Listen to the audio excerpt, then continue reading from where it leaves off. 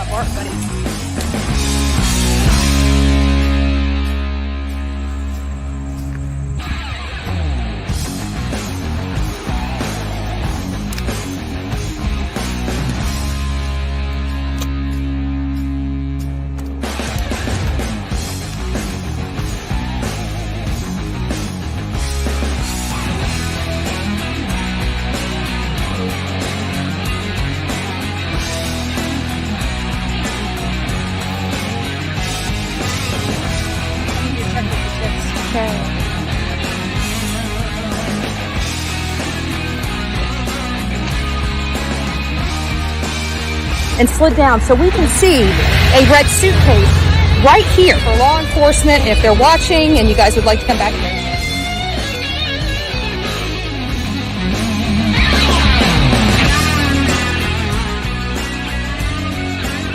Of her being out here. So this is what we're doing today. We will see you guys back here real soon. You are who you hang out with. They're not likely you're going to get too far away from your roommates. So if your 5 roommates are all shredded yogi instructors that drink kale smoothies, one of 2 things is likely happening. You're going to be the 6th, or you're getting new friends, if they're your best friends. That's going to happen. If all of your friends piss and moan about working and capitalism and being held to a standard, the chances that you're going to buck that trend for any length of time is very low. And one of 2 things will then happen. You will either become like them, or you will get new friends. And that's not some elitist shit. It's just one of the ways we connect is through shared values. And you're gonna have a really hard time being friends with someone closely whose values are wildly different than your own. Like, we like to say opposites attract, and it is true when it comes to personality, way less true when it comes to values. You're either going to surrender your values or you're gonna surrender your set of friends. Welcome to the Bullhorn Betty Coffee Club.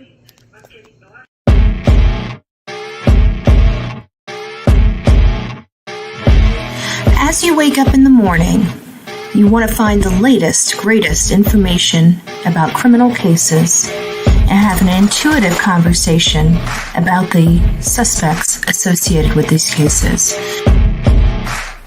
Head over to the Bullhorn Betty channel on YouTube.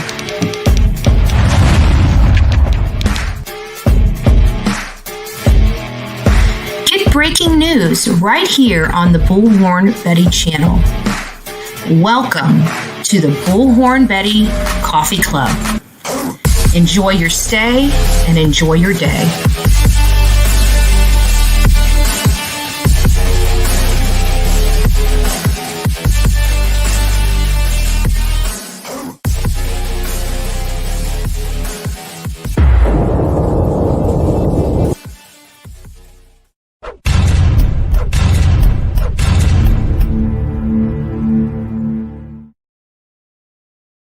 Is up, my beautiful people of YouTube, TGIF. I wish we needed like a Bullhorn Betty song for Friday, like TGI, but we can't take somebody else's crap, so we got to make our own.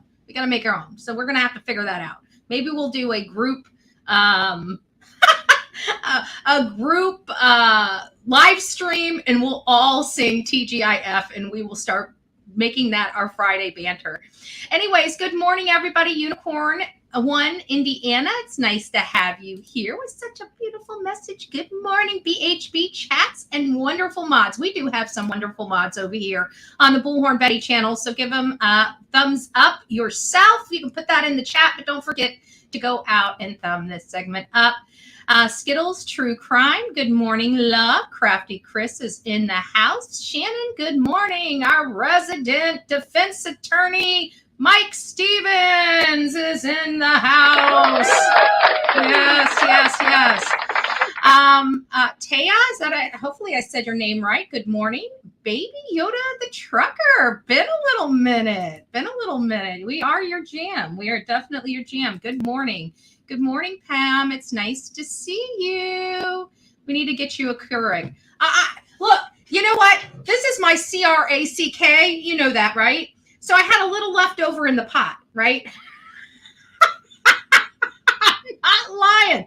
We got to get every last drop. So I warmed it up in the microwave. This has kind of been my go-to this morning because I had so much left over. So I was able to get a cup of Joe first thing when I got out of bed this morning. But you know me, it is my CRACK. So we had to make sure we got a fresh pot. So we are super souped up with coffee. So I'm energized. I'm energized this morning. I'm like, no. Somebody put my Energizer batteries in wrong this morning. I'm just joking. 10, good morning, Katrina. I smell like a rose. Happy Friday, Grandmammy Annie. I love that. Good morning to you, Southern Grammy Wolf. Nice to have you. Lori Lowe, big heart. Brown Chicken, good morning. Good morning to you, Dollface. Sweetie Pie is in the house. Hindsight 2020. Pebbles, it's nice to see you. Crystal, good morning. Oh, Lady O is in the house. Sonia, Pebbles, Devil, Doll. Woo! I did say my prayers this morning. I just want to let you know before we came live. I prayed. I'm just joking. It's great to have you. Good morning. Just Deb. Good morning. Huntress is in the house. I must be on my way putting her to sleep. No, I'm just joking. Guys. Don't be beating me up this morning.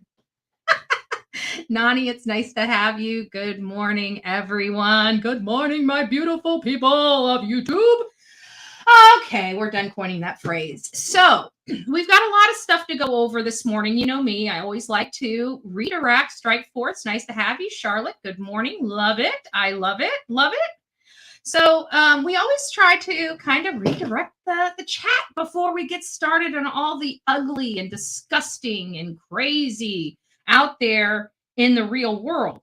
So today, September 29th, hard to believe that in just a day or two, how many days are in September? It's my birthday month. I should know this. To be like 30, right? Yes, 31 July, 31 August, 30. So we have 30 days. So tomorrow's the last day of the month. It is hard for me to believe that we are now into the last quarter of 2023. Hey, Dumpling, nice to see you, love bug. 2023, almost over, guys. We're almost through the freaking year. It's done. I hope you guys are starting to save. You know, the economy sucks. We got to start getting Christmas stuff. Now's the perfect time to start looking at those Christmas lists. It's going to be a tough Christmas for a lot of people. But, you know, we always try to give everything over, hand it all over to God. Good morning, Stephanie. Nice to see you. And pray he gets us through another year. You know, that's really it. We pray that we get through another year happy and healthy with all our fingers and all our toes and, you know, most of our marbles upstairs. We pray, you know, God's been good so far, right? We're all here. So he'll get us through this year. But today, this is going to be a little long-winded message. I had not read it this morning. Many of you know this is a book we read every single year. So it's, you know, we always seem to get a new message out of the information in here every year. It's almost like reading it fresh and new with new ears and new eyes every single year. So today is to remember to take care of yourself. You know, there's been a lot of stuff going on. You know, around the world, we cover it. You guys are here because this is true crime. You know, nothing good comes of true crime. The ending, no matter how you look at it, is always bad. There are never any winners in the work that we do. There are only losers. Everybody is a loser in what we do. It is sad. It's horrible. But you know what? What do? We try to help where we can help. We try to bring attention where we can bring attention. But this is an ugly world. And we need to remember that we have to take care of ourselves mentally, physically, spiritually, emotionally. We're no good to anybody out there.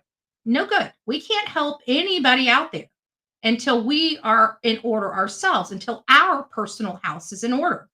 Some of us are, you know, it's a work in progress. What do we strive for over here? Definitely not perfection. We don't believe there's anything perfect in this world. Over here on the Bullhorn Betty channel, we are perfectly imperfect over here, and we're proud of it. We don't stand on perfection. We don't believe in perfection. We believe everybody's made their mistakes. Everybody has to learn. Everybody has to grow. And everybody's path is theirs and theirs alone. So we're going to remember to take care of ourselves. Jenna started dating a new man. Like many women, she was a little frustrated with all the losers that had come along before. She thought she had put one to the test. She wanted to see how good he'd be to her.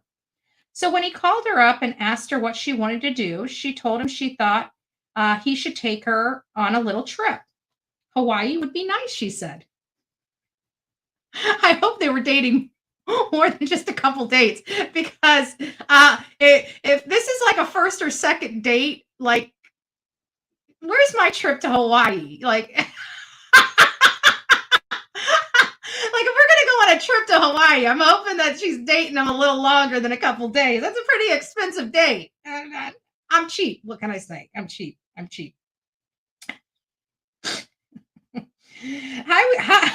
Hawaii would be nice, she said. You get us the ticket and find someplace nice for us to stay when we get there. And I don't want to be in a cheesy hotel. She's really working it. Hey, but she's putting him to the test, right? He had enough money in the bank. The trip, she thought, would be exquisite and luxurious. She envisioned the first-class air travel, the limos, and home he rented complete with maid service and a cook. When the day of the trip arrived, they took a taxi, not a limo, to the airport. And when she boarded the plane, he led her back. He led her back to coach. When the flight attendant came around asking if people wanted to rent her movie, her boyfriend shook his head and went back to reading his book. She had to dig out $4 to pay for the movie. Sounds like she's on a date with Bullhorn Betty. She sat scrunched up in her seat all the way to Hawaii. When they got there, he took her to a timeshare condo, then drove her in a rental car to the grocery store and said, pick out what you want to cook. Throughout the vacation, she spent a lot of time stewing in her head, but when they got home, she decided to give him one more chance. So when he called her up to ask her what she wanted to do Friday night, she said she thought a movie would be nice. She hung up the phone, dressed up, and did her hair.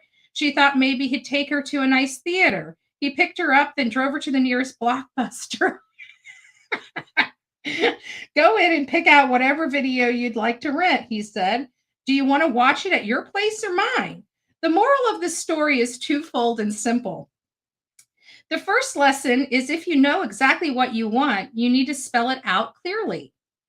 The second is that it's better not to expect people to take care of us. Even if they agree to do it, we might not like how they do the job.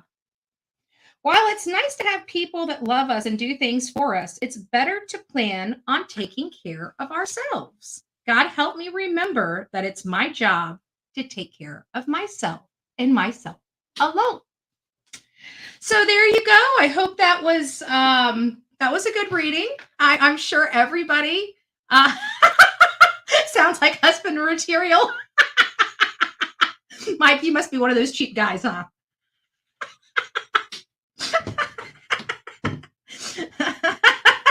If you guys want to know what it'd be like if I was a guy and I was taking you out on a date, that would be it. I won't lie. I'll own it. I promise you I will own it. If I was a dude and you were going on a date with Bullhorn Betty, I promise you that would be your experience. I'm just joking. Jeez, give me a little more credit than that. At least I wouldn't have given her, like, first of all, I'd question her, how in the hell do you think I'm going to take you to Hawaii when we just started dating? That'd be the first thing I'd say. Like, I think as a dude, I'd still be pretty outspoken. I don't know. Who knows? I might be a soy boy in my new life. I don't know. No offense to all the soy boys out there. We love you too. We love you too. There's always a place for everybody, right? Always a place for everybody. So in our I'm a treat. There you go. There you go. Oh my goodness. You guys know I went and watched the Barbie movie, right? Olivia and I did. We went and watched Oppenheimer for our first movie. And what a bore fest that was. Like, you know, Oppenheimer, and I said this once before, but Oppenheimer is about one of the biggest bombs, right? That we had. We dropped it on Hiroshima. So you're expecting to have a lot of action, a lot of explosions. When you have a kid movie named Spy that has better explosive and explosion effects in a kid movie than you do in something like Oppenheimer, talking about this real life event, I just expected more on the edge of my seat type of stuff with Oppenheimer.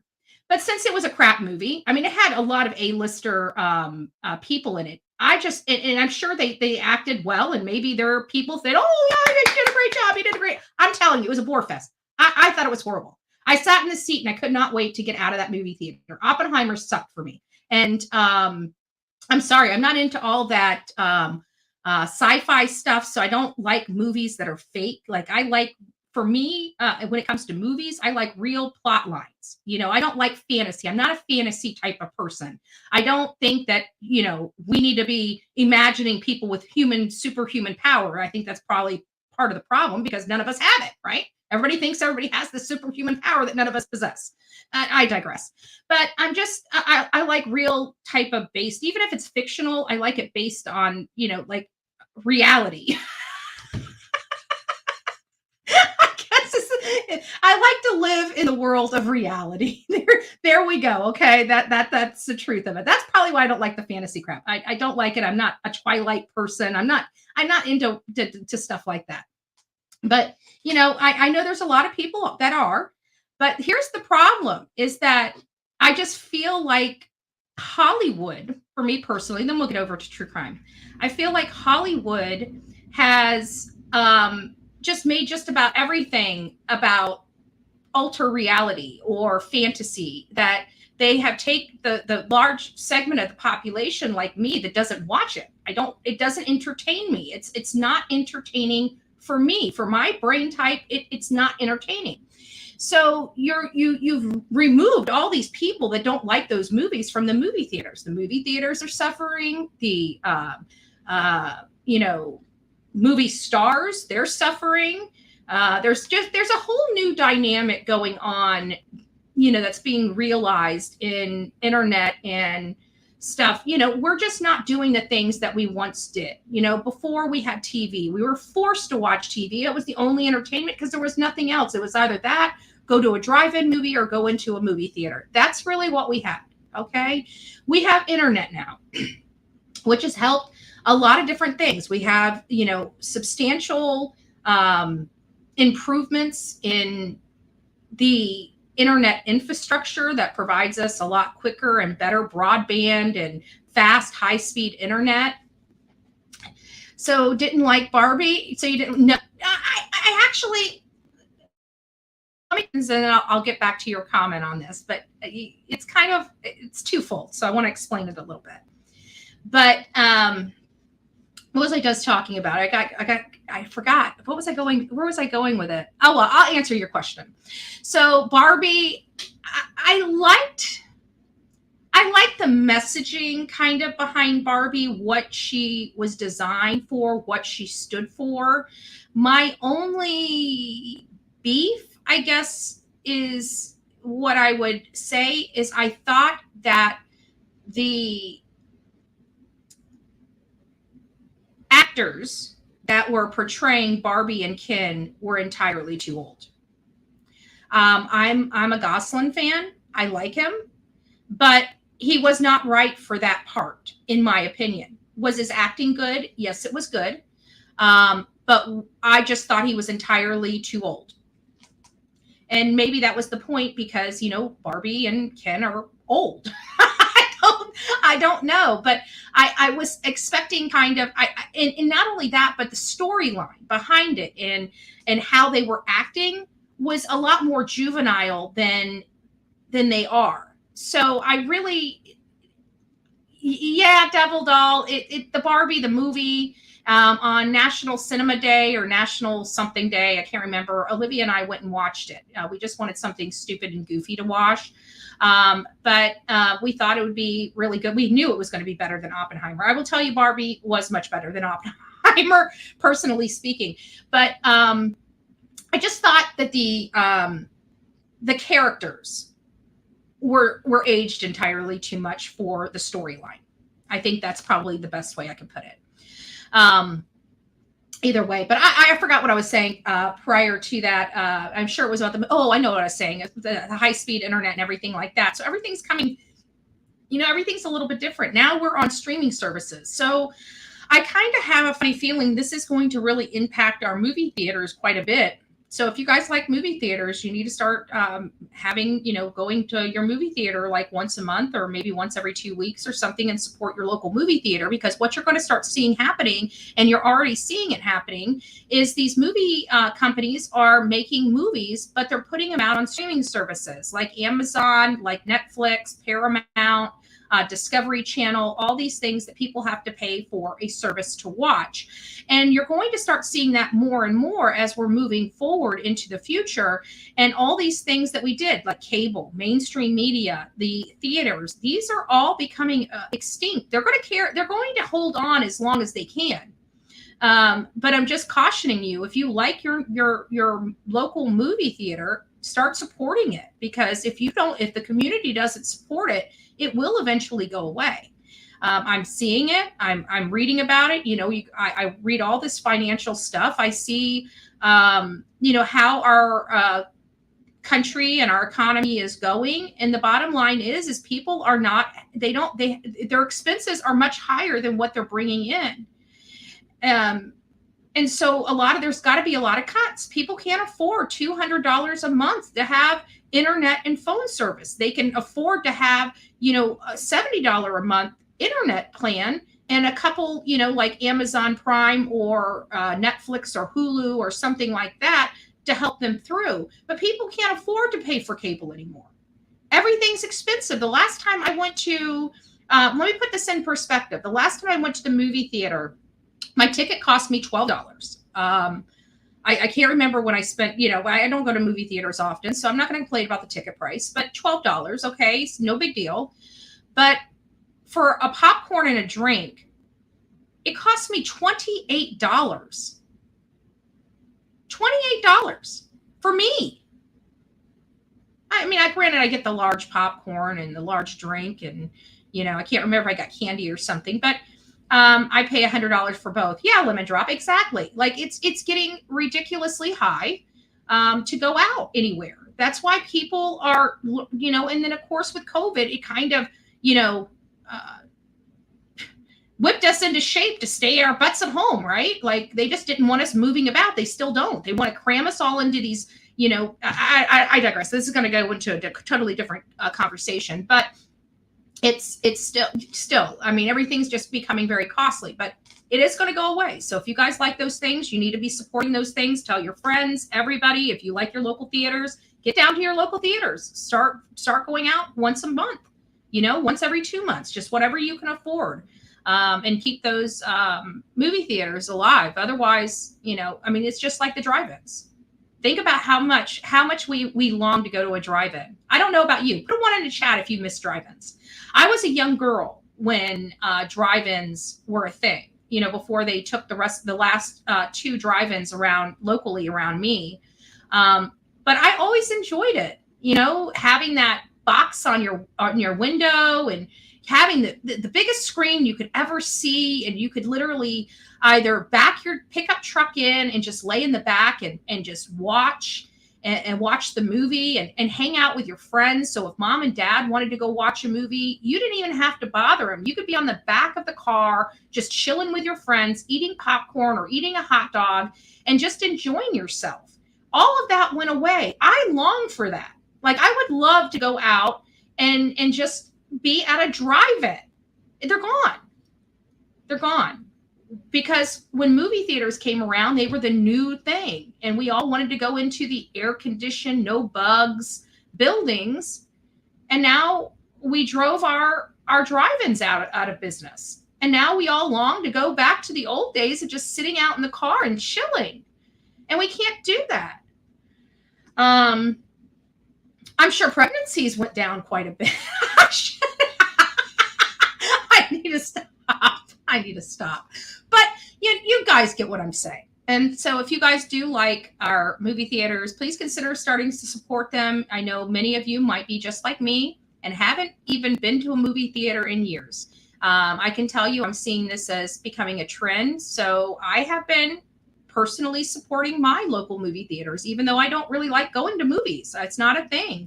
But I think movie theaters are good. It gives people an opportunity to do things. But I've noticed at least around my area, those parking lots are getting slimmer and slimmer. There's not as many people, going. Give me just a second. All right, so I'm done with kind of my intro and chatting with you. It was nice. I mean, we spent about 30 minutes on it.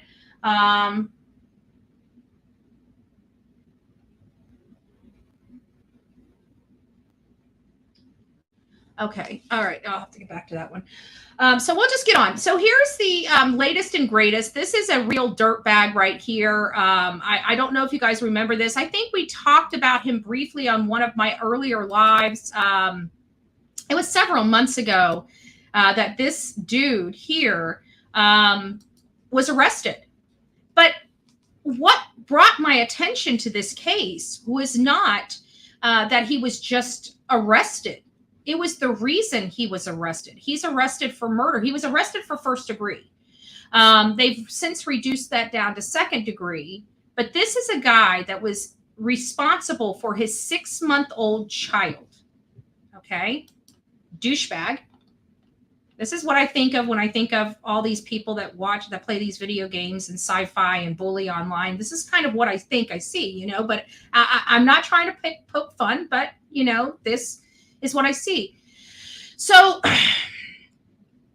I'm a little confused about this because the way the autopsy read, I just want to give you guys some background information before we read the article. So the way the autopsy read is they basically said the 6-month-old child died by strangulation, okay? But that doesn't appear, it may not be accurate because some other information came forward. So this douchebag here, he was watching his 6-month-old child while his wife, the one that gave birth to that child, got up and went to work. Real dirtbag. I mean, this guy is just, whatever. So his wife just gave birth 6 months prior to. She has to go back to work while he sits home and plays on video games in his sci-fi, psychedelic, not real fantasy world. He's playing his video games. Probably one of those guys that sit there for hours on end playing a video game. And his 6-month-old daughter is bothering him, interrupting his video game, interrupting him gaming. So what we're learning in this particular article is that it appears that he threw a weighted blanket on his child from head to toe. But just when you don't think that that is despicable enough, catch out this weird information. He leaves that 6-month child at the house in the bed and goes and picks up his wife from work. They don't say how the wife's reaction to him coming and picking her up from work without her 6-month-old child. But not only that, he allows her to walk into the home to find her baby unresponsive. Real dirtbag. Father of the year right here. Father of the year. So he decided to make Bullhorn Betty's first appearance here on the Bullhorn Betty channel because when he was talked about before, he was all the way in the back, right? He's the first case we're covering this morning. Father learns faith after killing his baby, bothers him while he played video games. A Michigan man has pled no contest in connection with the death of a 6-month-old daughter, removing a first-degree murder charge from the table. Again, like I said, they reduced that charge down. According to the court documents reviewed by Law and Crime, this is where this article is coming from, Alex Lewis Marsh pled no contest earlier this month to second-degree murder at the 47th Circuit Court of Midland County. Court documents indicate that police were dispatched to Marsh's Midland home on May 18th, 2022, concerning an unresponsive infant.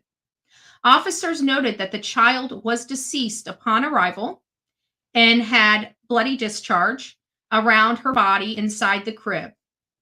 EMS pronounced Scarlett, must have been the daughter's name, deceased at the scene, and an estimated Scarlett had been deceased for a while. EMS also noted that there was blood in the baby's crib, appeared unusual in an affidavit. So one of the marks here, it says, and this is not part of the article, but it's a little, I guess, something to bring your attention to. It says Scarlett was found deceased laying on her back in the bedroom. Dried red blood-like liquid could be seen inside the crib and under her nostrils. Midland County Prosecutor J.D. Brooks said last year that Scarlett died by asphyxiation while under defendant's care. And that's, so that's I think they thought he physically did that, and that's where that first degree came from. But I think they realized that that wasn't the case, and they reduced that to match what truly happened. Because if you don't, I'll get back to that. Alex advised upon arrival back to the apartment with the baby's mother that they found Scarlett in the crib, deceased. Oh, here I missed the whole section. This is an important section.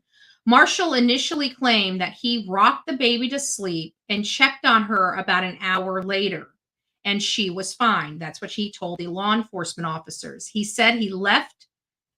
He said he later left the home to pick up Scarlett's mother from work at around 6 a.m. But so the mother's working overnight. Oh my God. I digress. So picked the mother up from work around 6 a.m., but left the baby at home alone and didn't check on her before he left.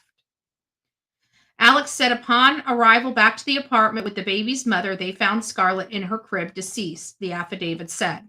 Although the autopsy didn't find any external injuries on the victim, a subsequent autopsy found a fixed lividity on the right side of Scarlett's body, face, and side, and there was blood in the chest cavity.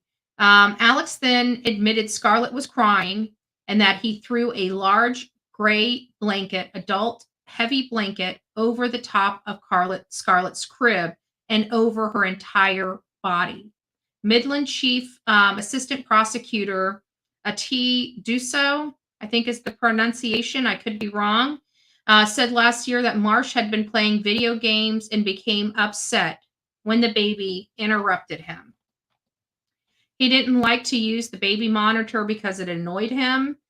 He wanted to play his video games. And so the sentencing date is pending, and we'll be monitoring this and checking back for updates. I don't get how these video games, and we've talked about this here on this channel a lot, about how I feel like some of these video games are unintentionally and unnecessarily brainwashing the people that are playing them for hours and hours on end. First and second date and going to Hawaii. Now everyone in true crime communities knows this wouldn't end. Right? Yeah. But it's kind of funny, like the boldness, like I don't know if I was dating a dude and he said, "Hey, what would you want to do?" Like, I'm thinking of, kayaking, going for an excursion, going to a movie, hanging out at the beach, maybe antiquing, maybe I'm just old as dirt. I don't know. Okay. Don't be bashing me over the head because I do old fogey shit. Excuse my language. But my older ladies in here probably just shaking their head like, shut up, Betty. Just shut up. But I don't know if I would be saying, hey, what do you want to do this weekend? Oh, buy me a trip to Hawaii. I don't know if it was just because I was raised with a cheap dad and I know that would never fly, or if I have to think that's ingrained in my head. You guys know I'm cheap, right? I'm cheap. Like it takes a lot. Like my best friend, yeah, I told you about the activity bands, right? The fake Fitbits.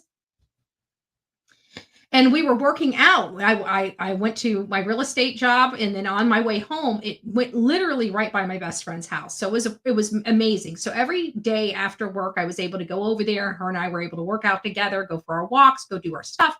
So it was really, really, really nice. But I had these cheap Fitbits, and she's like, "Why don't you get yourself our cheap activity watches?" She's like, and I get paid, I think, like $10 or $12 for these things, just to calculate my walking and my calories and stuff. I'm like, well, it's a calorie counter. Who cares who makes it, right? Who cares? It does the same thing. Well, after having to replace the 10th band, in a matter of 6 months, she asked me again if I considered a Fitbit. because after the 10th ban, I already paid for the cost of a Fitbit. She's like, you need to quit being so cheap. It's costing you a lot of money.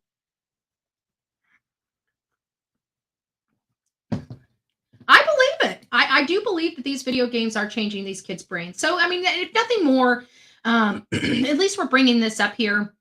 And you guys, if you guys have children at home, maybe regulate it. Okay. I can tell you the most effed up people I've met are people that sit at home all day and game. I'm sorry. It's the truth. If you don't believe me, go find out the information for yourself. Do your own research. But every person I've met that games a lot, they're not right upstairs. There's something just totally wrong with them. Totally wrong with them. So the next, I was clicking and clicking and clicking. Okay, so the next thing that we're going to be discussing is our beloved Grady Judd. I wonder if I have another one. Hold on, let's see. No, definitely not.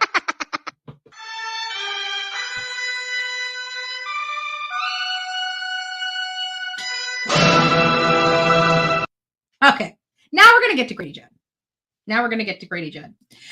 So Grady Judd, of course, he is a man with a plan, right? I think there's people that I've never met that are from like states. How many people are like from Washington State in the chat or in California? If somebody is in Washington State or California, now I'm in Florida. So if you're in Washington State or California, you are clear on the West Coast. If you are on the West Coast, put a 1 in the chat. And let me know if you know who Grady Judd is. Have you heard of this man? 1 in the chat if you've heard of a man, a sheriff, a Florida sheriff named Grady Judd. If you have not, put a 2 in the chat.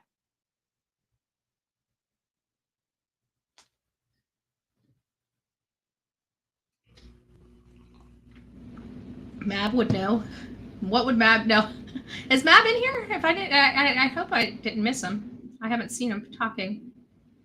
1. Okay, so you guys know. So we got some people. Idaho's good. That's still far, far, far away from Florida. That's still far, far, far away from Florida. Okay, Florida State girl. You've got to be joking. If you're a Florida State girl, you're probably here in Florida. You know who Grady Judd is. You're pulling my leg. Maybe you don't. So Grady Judd is a sheriff in Polk County. Polk County is about, I don't know, anywhere between an hour. It's a big county. So it's like an hour and a half away from me to get to the border from Manatee County, okay? Grady Judd has been a sheriff. To be honest with you, I've been here literally my whole life, okay? I have, literally the hospital, Manatee Memorial Hospital is where the doctor patted me on my butt for the very first time, okay? I have not gone too far from home, okay? Generational here in Manatee County. I can't remember a time when Grady in my memory, I can't remember a time Grady Judd was not the sheriff of Polk County. He's been the sheriff there that I could ever remember. He has done amazing things. This man is truly, when I think of law enforcement and I think of what kind of sheriff I would want running my county, you want somebody like Grady Judd. I'm very happy with our sheriff here. I'm very happy with our sheriff. But you want somebody like Grady Judd. When you think of law enforcement, that's the kind of law enforcement man that you're really thinking of when you think of law enforcement. He is a law and order dude. He doesn't care who breaks the law. It could be his own people. He doesn't care. He treats you exactly the same. He sure does. Whether you're his best friend that sat next to him and broke bread with him for 30 years, you break the law, he's going to have you up there on that lectern with a picture telling them what you did. That's what we love about Grady Judd. He is an open book. He is ultra transparent, and he explains everything with a little, comedy. He a little dry comedy. Okay, sometimes he's super funny. Okay, he can be really super funny, but sometimes it's come on, you got to work on it, Grady. You got to work on it, right? But this is a good one. This is about another trafficking sting that they did. But I watched it this morning. That's why we came late, because I was watching it, and I was going to actually take out a few pieces, a few little nuggets of clickbait, right? Clicky stuff, because they say something, and I'm going to do it because it's going to start going into the show, right? But they did this sting. And this is some twisted stuff. Some of this stuff is pretty twisted. But of course, and I think he points it out in here, you never have a sting without Disney employees being involved in it somewhere. Okay? Listen, guys, I hate to say this to you. Disney, you can come sue me too. It sounds like there's a laundry list of people, but I never get sued. Keep your kids away from Disney. Disney is not the same Disney we grew up on. Okay? It's not. When I grew up on Disney, we had the Mickey Mouse Club. We had things that taught us how to be responsible. I mean, even stupid stuff like how to shoot the Donald Duck clip of how to shoot pool, how to play pool, the ball and the stick and all that stuff, not in pool, not water, but play pool. And, and actually that's how I learned to bank. It's embarrassing to say that, but that is true. I learned how to bank a shot by Donald Duck. Donald Duck taught me how to bank a shot. Okay, you see what I'm saying here? It used to be good content. It used to be good content. It is filled with garbage. There is something that has infected our society that has made people prey on women and children. Period. Period. You tell me the last sting we had that a Disney employee was not involved in it. If you can find it, send it to me, because I'm sure it's one or two. Because at the end of the day, Disney employees and Disney, the corporation, is twisted. It is twisted. These people are freaks. Disgusting freaks. They're not the same Disney that I grew up on. Don't take your children there. There are predators. If this here does not show you month after month after month after month after month, one thing is common with all of these busts. Disney.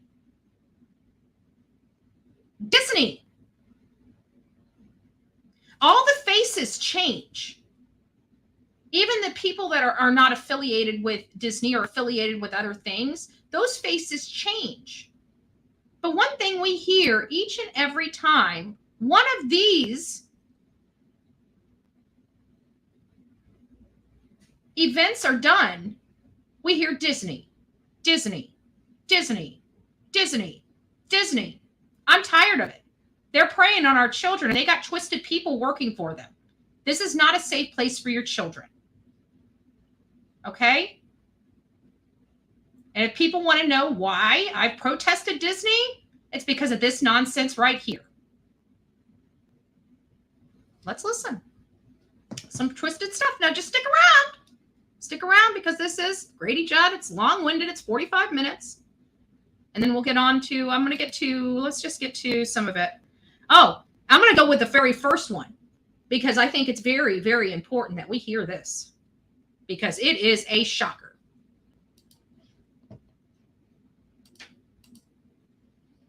In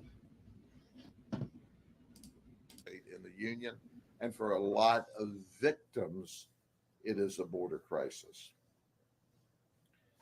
Seeing the increase in illegal aliens at every operation continues. We are seeing more numbers in every operation, and that should be great pause for the people across the United States. We also arrested 18 from other states, Alabama.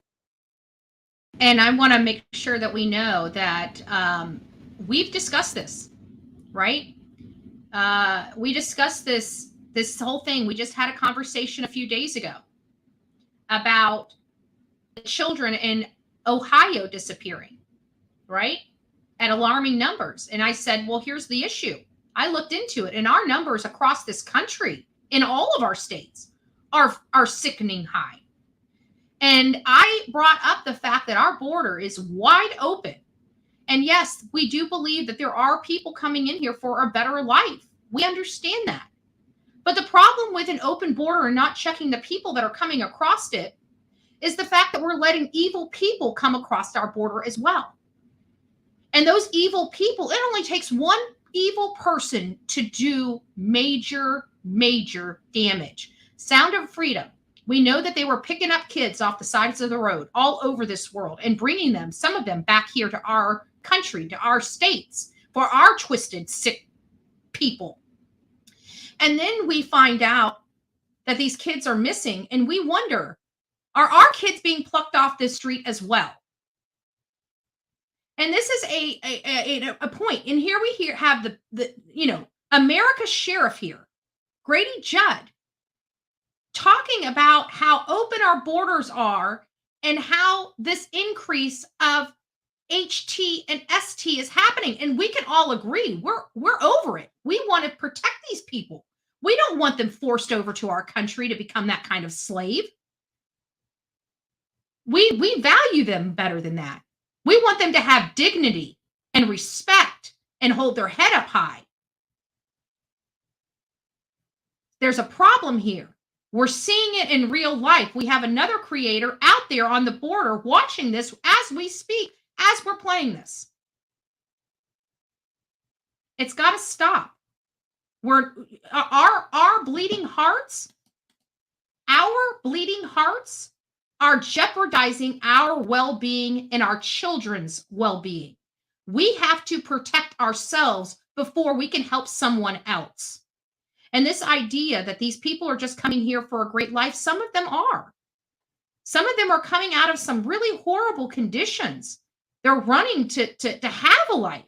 We understand that. But what is going on right now can't happen.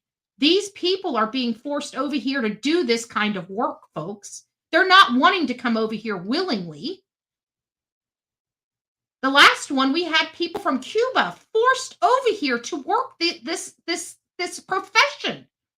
They didn't want to leave Cuba. They were forced to. All right, let's get back to it. Alabama, California, Georgia, Illinois, Massachusetts, Maryland, Michigan, Pennsylvania, Tennessee, and Wisconsin. Now, you always want to make your spouse happy. It really makes your spouse happy when you're able to announce to her, or we announce to her, because she usually, sometimes he, are looking for their loved ones.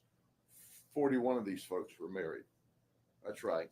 But they wanted to come do the wow thing with people who were not their spouses. And never mind the fact of what are they taking home. I can tell you that one of my friends, when I was in my 20s, this is before I got all wild and crazy, I mean, I was a little wild and crazy, but not, I wasn't there yet.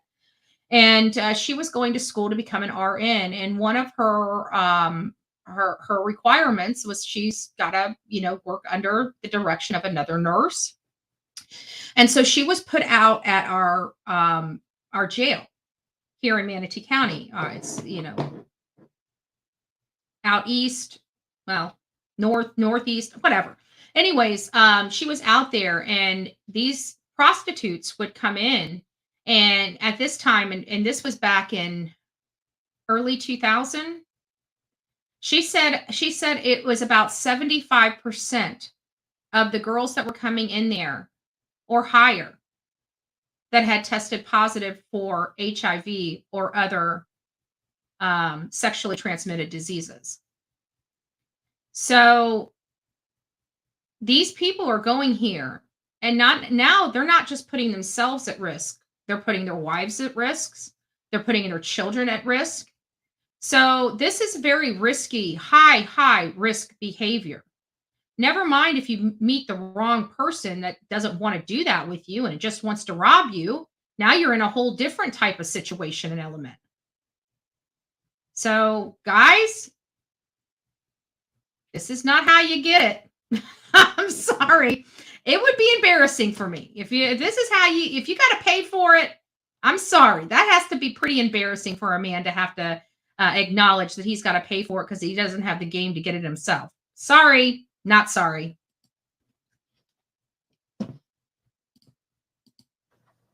13 were on public assistance. That's right. You pay taxes into the government so we can have public assistance for those who need it. So a lot of these people were on the government dole with your tax money while they were here engaged in prostitution activity. 42 brought illegal drugs to include heroin and fentanyl, crack cocaine, methamphetamine, and as I always talk about, my favorite, cannabis. You know, all of those things some people want you to think are low level, non-violent. I'm suggesting to you just the opposite. It's created a tragedy for a lot of these people's lives. It all starts with the gateway. It all starts with the gateway. So let me get back to the very first person. That's where I really wanted to go. But okay, I think we're getting up to it. Let me keep going. But we wouldn't be complete without the color. First, I want to. This is the one that bothers me the Maria most. Guzman. She's here illegally. She's from Orlando. That's right. She's one of the human traffickers. You always think of the guys being human traffickers, but she is the one facing a first-degree felony charge, which is 30 years in prison. She's the one that was setting the appointments. She's the one that were prostituting two young ladies. She was. That is what excuse my language. That's what upsets me the most about this particular one, is she's a female. She's a female and unwilling to do what she is forcing other women to do. I think it's disgusting. I think she's a pig. And you know what? I don't even care to prosecute her in our states. Send her back. Send her back. Drop the charges and send her back to her country. Because I don't, I can't. Was taking 60 to 70% of their money.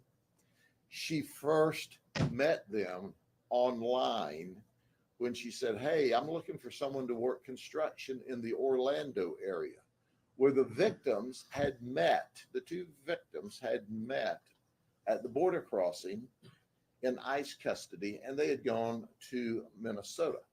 So then they flew back to work in construction. She just didn't. So I just want to make sure you guys are clear. These two ladies that ended up getting involved in this were here where they're not supposed to be. They were not retained. They were let loose and relocated to Minnesota. Our government located them to Minnesota. This person preyed on them and flew them from Minnesota to Orlando. Find what construction meant. Yeah, they were going to construct sexual encounters. So as a result, they flew. You're probably right. Hired them, and she kept tabs on them every day and all of their movement. She gave. So we think it's. I just want to. And this I wasn't planning on bringing up.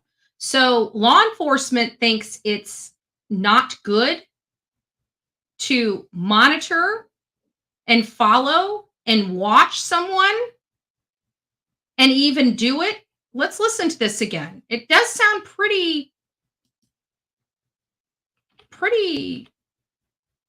interesting. I feel like we had like a situation, not with the HT or ST, but I feel like we had a situation similar to this, like yesterday maybe. Interesting choice of words for him. Let's listen to his choice of words again. They flew, she hired them, and she kept tabs on them. Kept tabs on them. Let's listen to that. Kept tabs on them. Every day and all of their movement. Every day in all of their movements.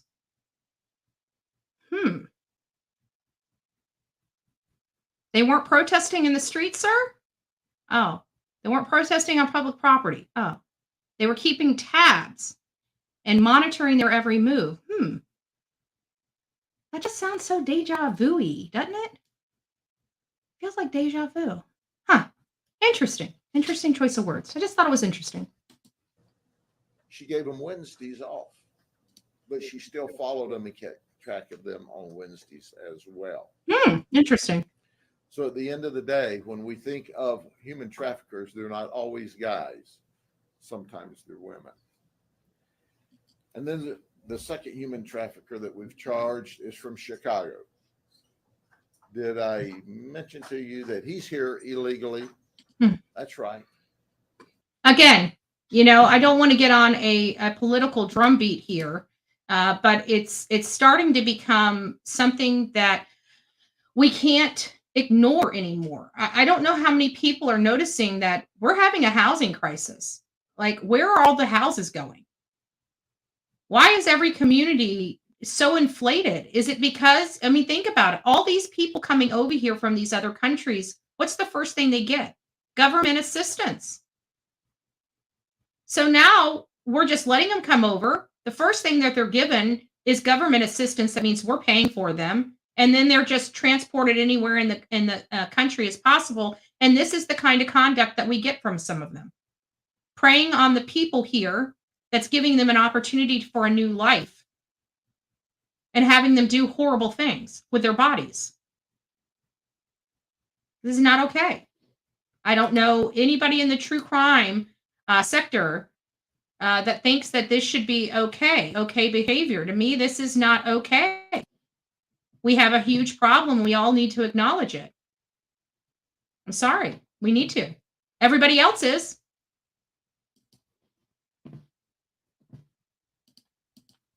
He's come here illegally to victimize people in the United States. And here's the victim that he was trafficking. He loaned her $2,200 to repair a vehicle.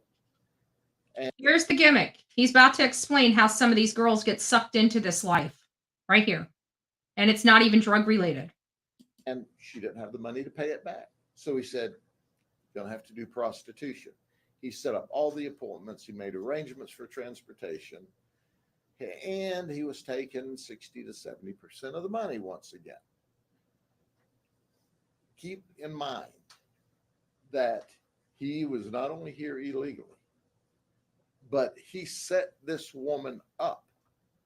Now, we calculated based upon what they were charging and how long he had had her doing this, and he had made a whole lot of interest on that $2,200. Wow. Then there is a person down on their luck, needs a car, most likely to get to and from work. Who knows? And now she can't even work, and now she owes her booty to the. These two ladies came to engage in sex. They're friends. Jamara Bradley, who's 27, and Ada Gray. Jamara's from Sanford, Ada's from Lakeland, and they brought the 14-month-old child with them. I didn't stutter. They brought a 14-month-old child. But hey, no worry, they had it figured out. Why Bradley was having sex, Gray was going to watch the baby. And why Gray was going to have sex, then Bradley was going to watch the baby. That's right. Well, we turned the child over immediately to DCF, who was on the premises, and they took the baby and placed it with a family member. Both of them, when I asked, are they employed? Not legally. Their only employment is doing prostitution. That's 2 for 1. Then there's Adam Trotter from Davenport. Adam's 31. He left his 1-year-old daughter at home by herself while he came to this location to have sex. Not really. He said the dog was watching the baby. Did you hear? Did you hear what I said? We interviewed the dog, and the dog said wolf. I guess that means yes. The dog. That's the dry sense of humor I'm talking about. We went to the house and we rescued the baby, turned it over to DCF.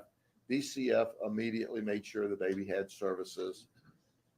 The dog said, "I'll hang out here till he gets out of jail." We made sure the dog had food and water, so y'all don't. I just want to let you know, Sheriff Judd, he's dog friendly. He's dog friendly. Dog did nothing wrong. He says he's not arresting the dog. Dog did nothing wrong. The dog did a good job, took care of the baby, watched the baby well. Don't worry. He didn't arrest the dog. Dog did nothing wrong. Okay? Dog did nothing wrong. Y'all chill out now.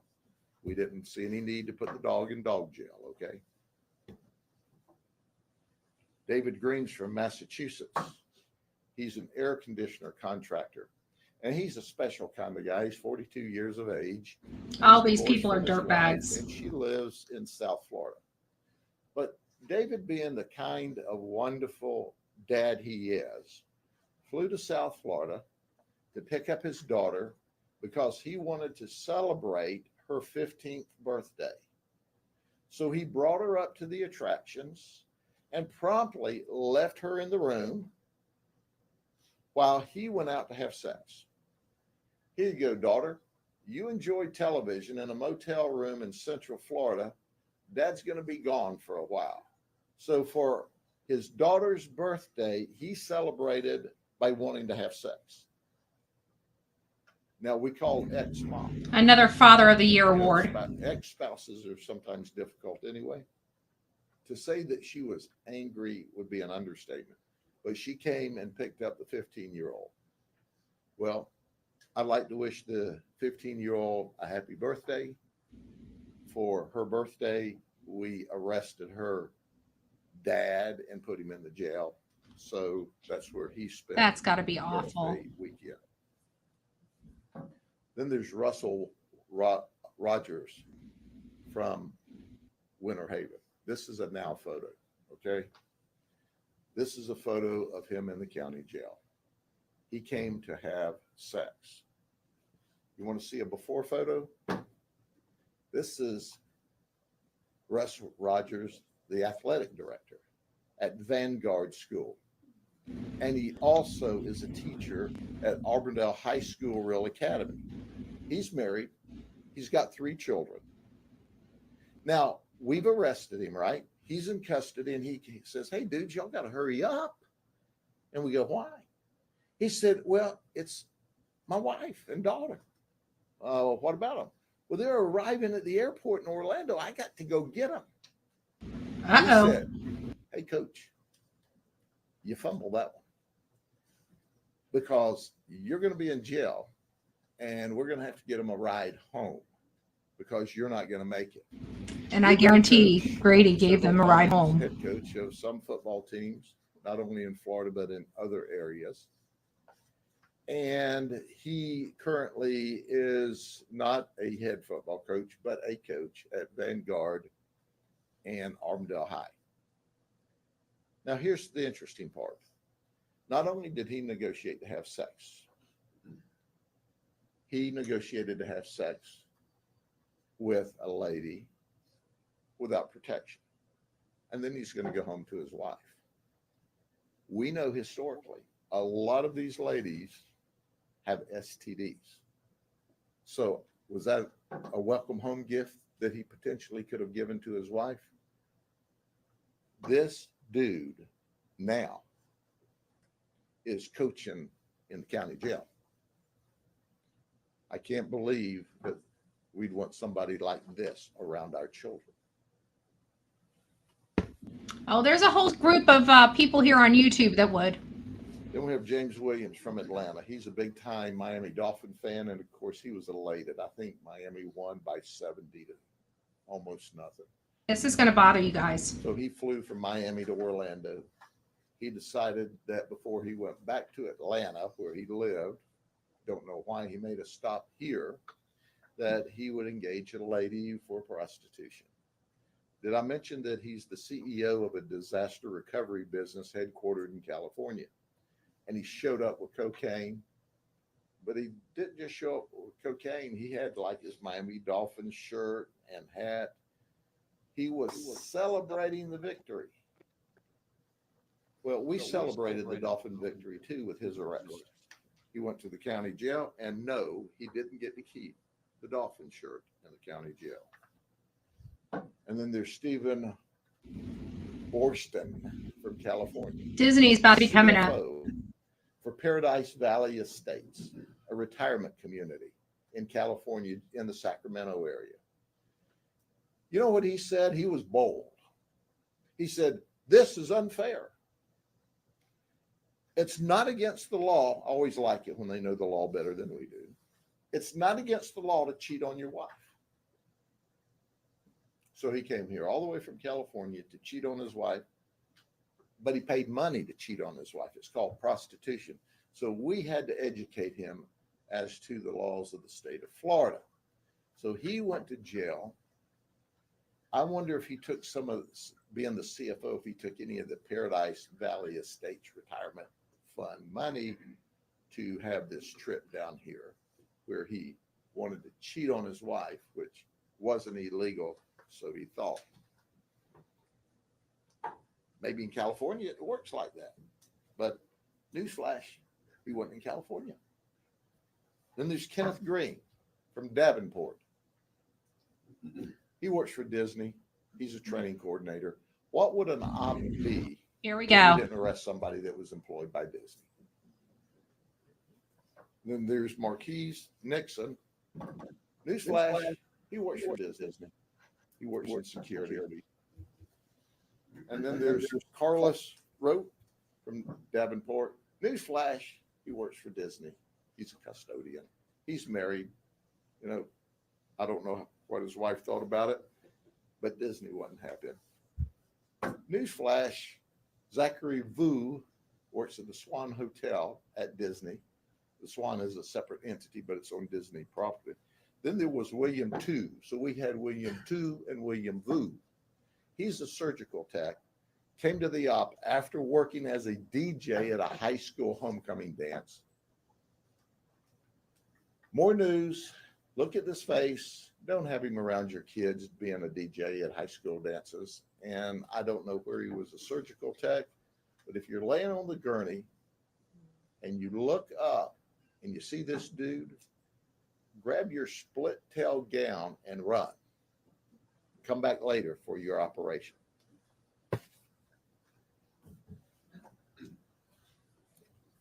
Stephanie Amos from Kissimmee. She's a dental assistant by day, and she's a prostitution deliverer of services by night. Y'all expected me to say something about all of that. Y'all gonna have to fill in the blanks. I can't do it. It's X-rated, but she was in possession of cocaine too. But if you show up at a dental appointment and you see her, you never know where her hands have been. Okay, I'm just saying. Be careful. Marina Perez from Kissimmee. She says she's a flight attendant for Southwest Airlines. Kind of brings a new meaning to want to get away. Or you're free to move about the cabin. Well, she's free to move about the county jail. She was going to have sex. See, she brought her husband with her. It was kind of a creepy deal. So next time you see her on Southwest, if she really works for them, you might say, where's your husband? Frank Bidark. He's from Claremont. This guy's just a freak. He wanted to do all kinds of nasty stuff. He's 76 years old. 76 years old. And he wanted to do a lot of nasty stuff. He's an Air Force veteran. And then there's Jason Wynn. Jason Wynn is 48. He's from Kissimmee. He came with crack cocaine. He's married. And he said he lives in prison. And we said, would you explain that to us? What do you mean you live in prison? He said, living with my wife's like being in prison. And I went, dude, you're already in trouble. And you're bad-mouthing your wife while you're trying to get the services of a prostitute. He's got 4 kids. He moved to Florida 2 months ago. Welcome to Florida. Welcome to Polk County. Okay, so when you look at some of these Johns, you think, wow. How could they do that? But I want to go over the dumbest one that we've ever had. Stick around, guys. All right. This guy has marshmallows for brains. So he's coming to the undercover location. Our undercover operative, who is simply the very best. She works every op with us. She works for the Lakeland Police Department. She's fantastic. As he's coming to the op, we have to stop a car out in front of the undercover house. So there's the blue lights and the red lights. She immediately gets on the phone and says, "Don't come here, don't come here. The cops are out in the road." Wait. Well, he shows up to see the cops.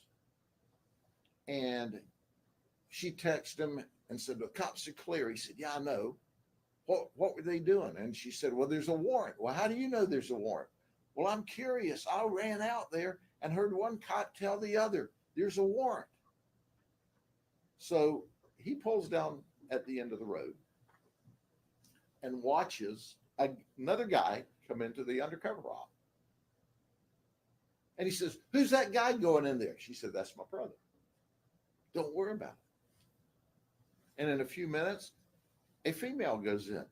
"I'm watching another one enter. Who is that?" "It's my sister.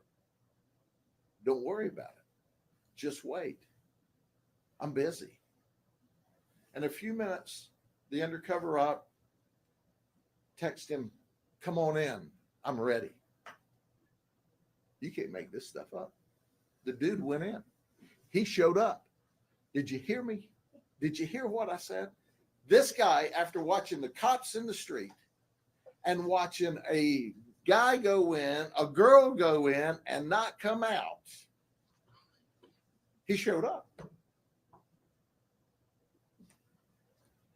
I was there. I saw it. I shared with him the fact that, "Mister, I've watched hundreds of arrests. You win the trophy." That is the dumbest action I've ever seen. He didn't get it at all. I'm going to turn this over now. First, we're going to. All right. So there's our boy, Grady Judd, doing his thing. We are definitely really happy with the work that he does, because it's not just this. There are literally law enforcement agencies all over our country that reach out to him because he has some of the best internet work with the people that prey upon our children. And he does stings a lot related to that. He does them back and forth with the adults and the children. And he's well known. He has a huge and amazing team. He has one of the lowest unsolved crime rates in law enforcement. Like his numbers on his cases, he closes cases. He's a good sheriff, and he doesn't take any crap. But that's just, I think the reason why we went through that whole long-winded video is because Disney. And in his comments that he said about Disney, every single sting he does, there is a Disney employee in the mix somewhere. Always. And to me, that's a problem. And to me, we're going to, because we protect women and children here, we're going to scream that from the rooftops. Because at the end of the day, you know what we've all been talking about? It's like, we watch these things. We're like, okay, there's going to be a Disney employee somewhere here. But to actually hear the sheriff say that out of his mouth on this bust it's a problem. It's a big problem. We've got, Disney is not the same anymore. And we all need to come to acceptance of that and realize how toxic. My internet just fell. So give me just a second.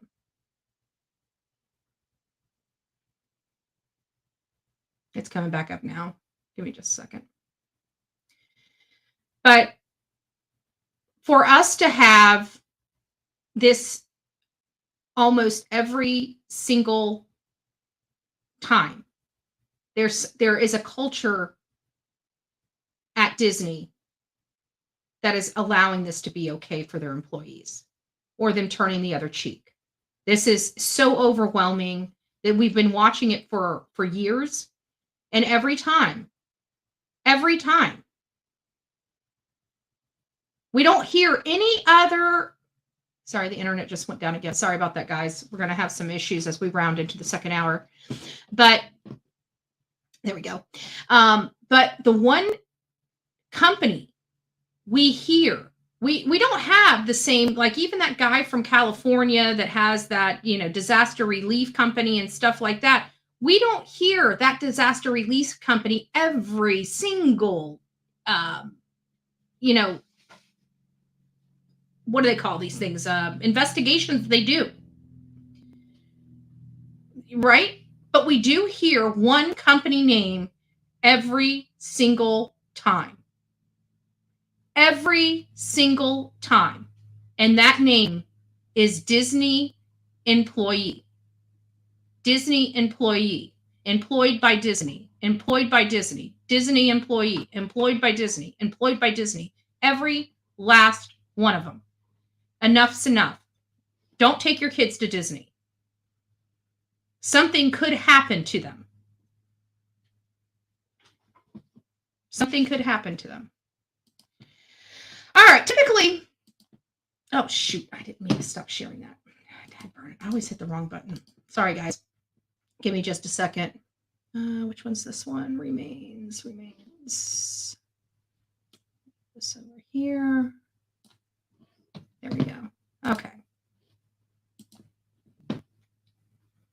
Little tricky. It's got two buttons that sit right next to each other. And for whatever reason, I'm literally constantly hitting the wrong one. Okay. So here we go. This is kind of, this is related to Suzanne Morphew. This has been, we all know that her remains were found. Like literally social media blew up over the last few days over this, about how she was found. Now, here's the kicker on this. We all know that her husband was arrested and they decided to dismiss the case without prejudice, which means they can bring the charges again. There's a lot of stuff going on behind the scenes in this case that were foul. I don't know if people discuss that or not with you guys, or if you guys have watched it on other channels, but it's just foul. Lots of mistakes that were made, and I don't know how that's going to affect this case moving forward. But give me just a second. Let me go ahead and put this up. Hold on. Put this back here, and then we'll get this up, and you guys can hear it. Go ahead and put this.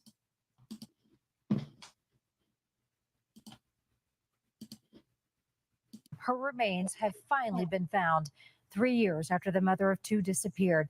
This has been a long and trying ordeal for everyone involved. So let's bring you up to date on this case. Morphew was last seen alive May 10th of 2020, Mother's Day. 1 year later, police arrested her husband, Barry Morphew, on murder charges, but those charges were dismissed in April of 2022. On September 22nd, investigators found Suzanne's remains, which they revealed today to all of us. Her husband, Barry Morphew, has maintained his innocence. And I'm going to stop it right there just for a second.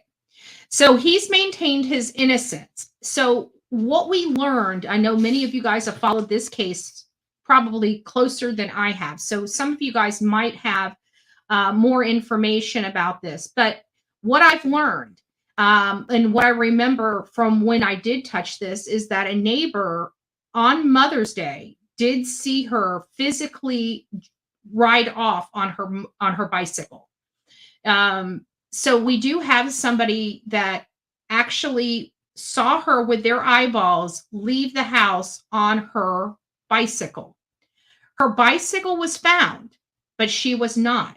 And it was also stated that her and Barry were fighting, that there was a boyfriend, that Barry had wanted to unalive himself when she said she was done. She wanted to leave him. She wanted to move on with her life. And so there was a lot of contention inside their home. And it sounds like everything kind of came to a head this particular Mother's Day. And she probably just left because, and the reason why I say this, because we have somebody other than Barry saying that they saw her leave the house on her bicycle. Now, she could have. And I don't know why we don't know if the neighbor saw her. We don't know about, we have a lot of information, but not a lot of information on this case, because even though they took them to trial, there wasn't a whole lot that was just released. Their case was obviously very weak because they didn't want to risk double jeopardy, and that's why they dismissed their case without prejudice. The without prejudice is what allows them to bring that case again. So had it been with prejudice, that double jeopardy would have attached. So their case was in shambles. It had to have been in shambles. Otherwise, this would not have been the outcome. But they did find her. So now, and they did find her in like a wooded, Colorado area. This happened in Colorado, so you can imagine the landscape in Colorado. So they did find her kind of in these like this, natural area, wooded area out there. And from what we're learning now, I have to be honest with you, I don't know how truthful this is. I have to be honest with you. I'm going to explain what I think is really going on. This is just my opinion about the situation. Do your own research and formulate your own opinion. What I've learned is that Barry was suing the police for $15 million for false arrest. They were out there. Law enforcement tells the public that they were out there looking for somebody else or evidence in another case. Here's my issue. They don't say which other case. I truly believe that they were feeling the heat from this $15 million lawsuit to either crap or get off the pot. And that's exactly what they did. I think they had, they have their information that we're not a privy to behind the scenes, and they may have followed him by his phone records. Maybe they knew that this is a place that he frequented and they just had to search. But I just find it really odd, because typically we've had this happen before. Bryan Laundrie is a prime example.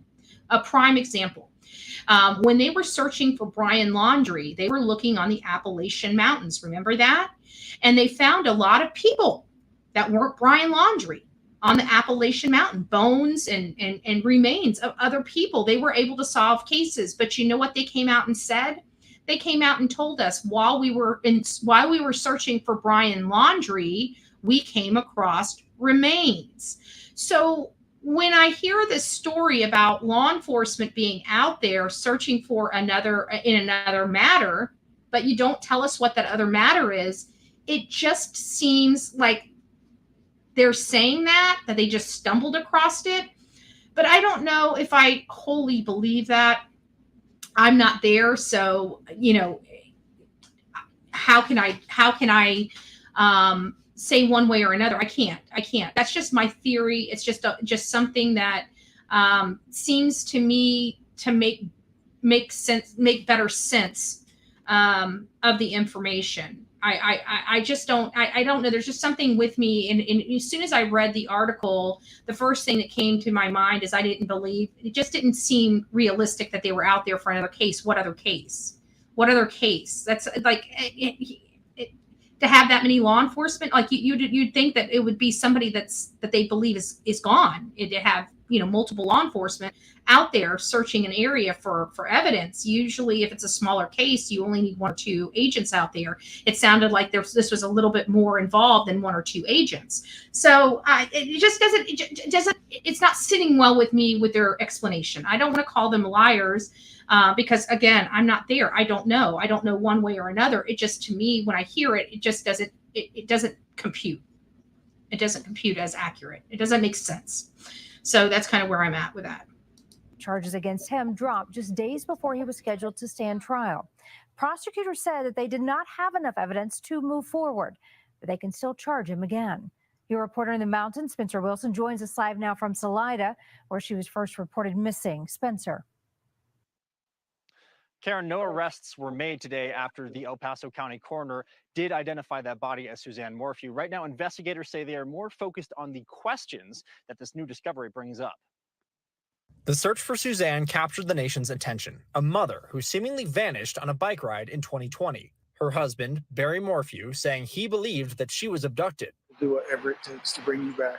We love you, we miss you, your girls need you. Armies of volunteers took to the area around their home, searching for any signs of Suzanne. She's just the brightest light ever. And after a year of searching, suspicion turned to Barry, who was arrested and charged with her murder, along with tampering with physical evidence, as well as attempting to influence a public servant. That case became riddled with complications, with Barry's lawyers successful. And quite honestly, this case was riddled with problems out the gate. And if he wasn't guilty, I guess in my mind, why is he trying to, bribe somebody in the case? I guess is the question. Or is that not true? Was that just to bolster their case, to apply pressure? It could very well be. Successfully getting the case dismissed with the ability to file charges again at a later date, should new evidence arise. Just last week, the Colorado Bureau of Investigation found Morphew's body in Moffett. Locals tell us the search party was working right here. The area is just south of Salida, around a 30-minute drive. So the question remains, how did she end up out here, and who brought her here? Now, while the That's not my question. My question is what brought law enforcement out there. I just don't think it was for another reason. I think that they had a lead, and they didn't know if the lead would pan out. They didn't want to tell people about the lead. Sorry, guys. I'm trying to get my my plastic off my sound card. And so I truly believe that they had some kind of lead come in. Whether it be a law enforcement lead or not, they had a lead come in. I feel it.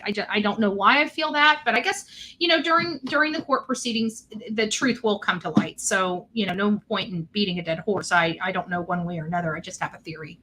Colorado Bureau of Investigations did not say the state that they found Suzanne's body, and we were able to confirm with the coroner's office that it was dental records that ended up being the identifier for that body. In the meantime, we did get a statement from Barry Morphew's attorney saying, in part, quote, Barry is with his daughters, and they are all struggling with immense shock and grief after learning today that their mother and wife, whom they deeply love, was found deceased. They had faith that their wife and mom would walk back into their lives again. This news is heartbreaking. Neither the DA nor the authorities notified Mallory and Macy Morphew about the recovery of their mom. One other thing I'd like to say about this is we know it's probably going to upset somebody, somebody out there. I don't really care. But I have a problem with the statement from the attorney, because it says that that they're in shock and grief, and I absolutely believe no matter how much you prepare for hearing news like this, you will never ever be prepared. But it's the fact that they said that they believe that she would walk back in their lives again. We're rounding 3 years. She drove off on a bicycle. She did not have her wallet, her keys, or any kind of clothing, money, or anything. And so for that statement, it just, to me, seems it's from a defense attorney, so we expect it. But now that she has been found, and she's probably been found somewhere that Barry has been before, because there's something, I don't think that this stops Barry from being charged. They've got her remains now. Now they can connect the dots. Now they can follow all that digital evidence to find out who's responsible for this. But with the, yes, we have strangers that prey on us in natural areas. We've been looking into this. There was Rachel Morin just recently that was attacked while she was exercising at around lunchtime, right in the middle of the day, bright, people on the trail, everything. And you would not believe that it could happen, but it did. So this idea that she wasn't attacked by a stranger danger type of situation, it's not clear right now. It still could be a valid possibility. They could have just gotten into a fight and she just ran across somebody that was horrible. It has happened before. Just because they got in a fight, just because they were divorcing, just because they had a chaotic relationship and it just came to a head that day, does not make very responsible, but I still feel he is. And I still feel that more is going to come out about this.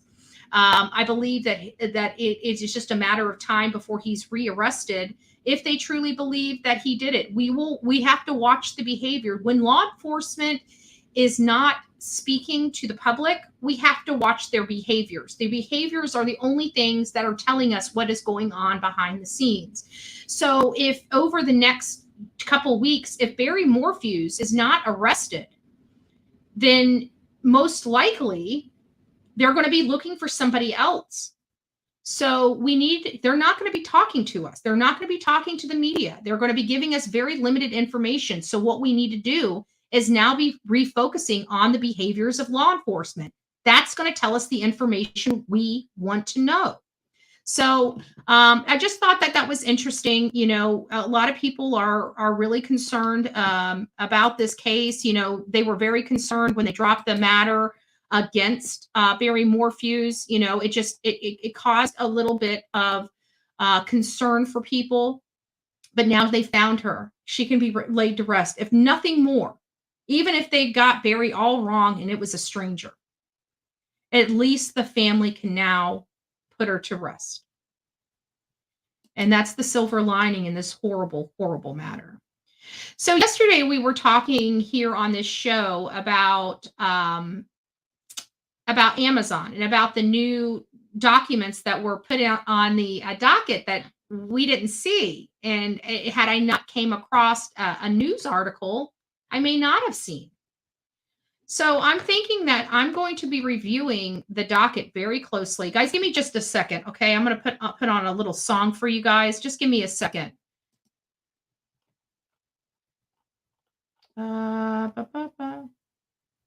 Okay, here, we'll do this. This should give me enough time. Andrea, aka Bullhorn Betty here. Look what I found.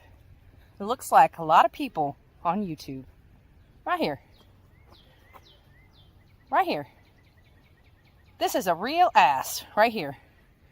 Like many people on YouTube. All you need to do is show an asshole a little love. Right? Right? Tell him. What you need to do? What you need to do? Huh? What you need to do? Oh, too many assholes on YouTube. Say it. Say it with me, baby. Say there's just too many people. Too many people on YouTube that look like you, huh? So the next time you want to be an ass, maybe you should come out here and hang out with the ass. Just saying. You want to be a jackass? There's your brother. Peace out. Bullhorn Betty style. Okay, sorry about that. Coffee. That's all I can say. Need I say any more? Need I say any more? So we've been following, obviously, Bryan Kohberger. It started out with the Idaho 4, right? We learned of this, these 4 University of Idaho students that were slain in their off-campus housing. And, you know, Olivia and I went out there, I think it was like maybe within a week after it actually happened. And there was a couple things that we went out there for. One, just because there was so much speculation going on online, and they were really starting to get brutal. And, you know, I felt really bad because you have to understand, I have a sister that was just a tad bit older than these kids. And so I felt bad because when we looked at these people, like, you know, the hoodie guy and the boyfriends, they looked so sweet and innocent. You know, there's a type of person, seriously, a type of person that is necessary to carry out something like this. And I couldn't see that type of person in those kids that everybody was pointing at. I just couldn't. There was just a piece of me that just kept something screaming in my stomach that just kept saying, everybody's wrong about this. Everybody's wrong about this. They're not looking in the right area. The person that did this is not known. We're not even looking in the right place. There was just something over me that just kept telling, it was a nagging internal voice telling me everybody's got this wrong. Give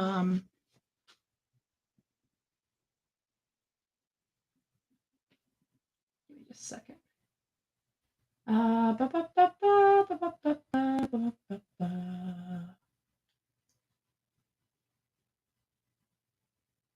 Oh, okay. Thank you, Pebbles. So we do. So it does sound like Pebbles did clarify. So just to clarify for everybody else, it does appear that this was legit. So my theory is incorrect. It looks like Edna Quintana. Edna Quintana was a missing woman from the area and has led to the discovery of 2 different bodies, including Suzanne. So it doesn't sound like the second body was hers. Yeah, guys, like this is this kind of has the whole Bryan laundry vibe to it, where they're searching for him, but they find other people. And according to KRDO, again, Pebbles, thank you for providing the information for clarification, because if we can get this clarified, I definitely would like to. And so what this article says is the search for Edna Quintana, a missing woman from, I can't pronounce that. What is it? Sagage? I can't pronounce my phonics. I need hooked on phonics. Led to the discovery of 2 different bodies, including Suzanne Morphew, but Edna's family is still waiting for answers.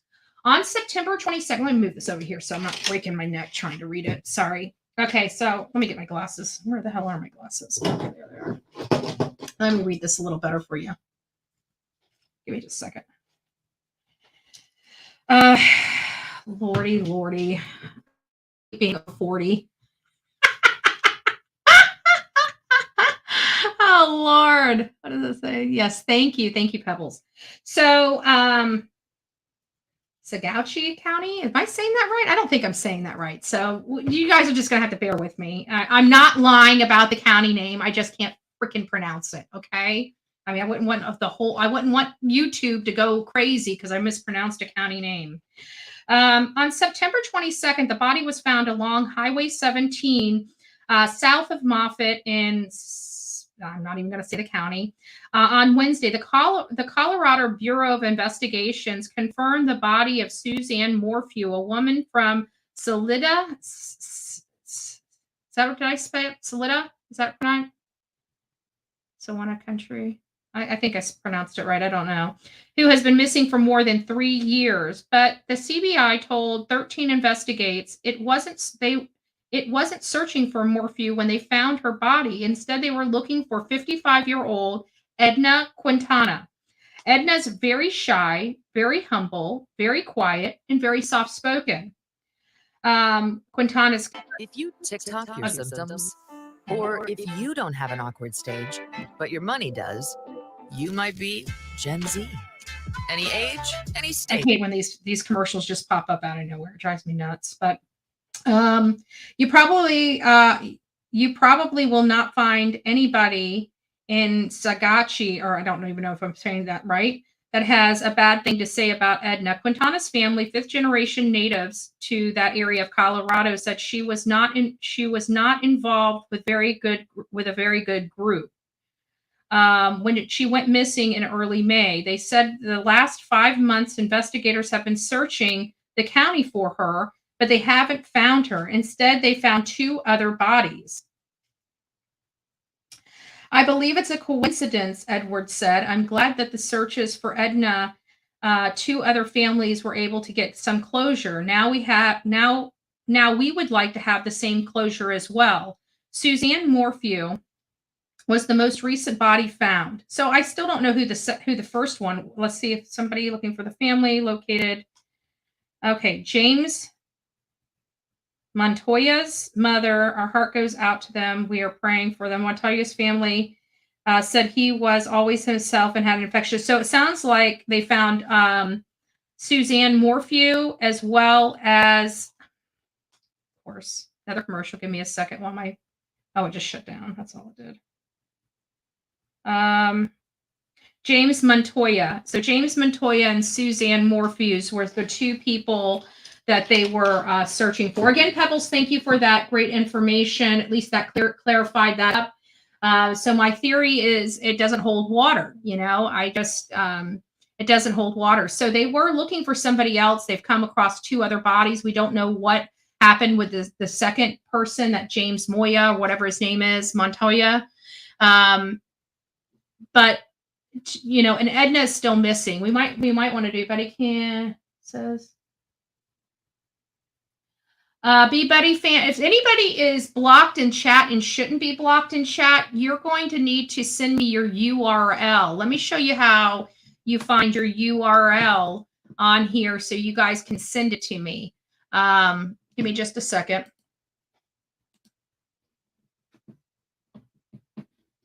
Okay.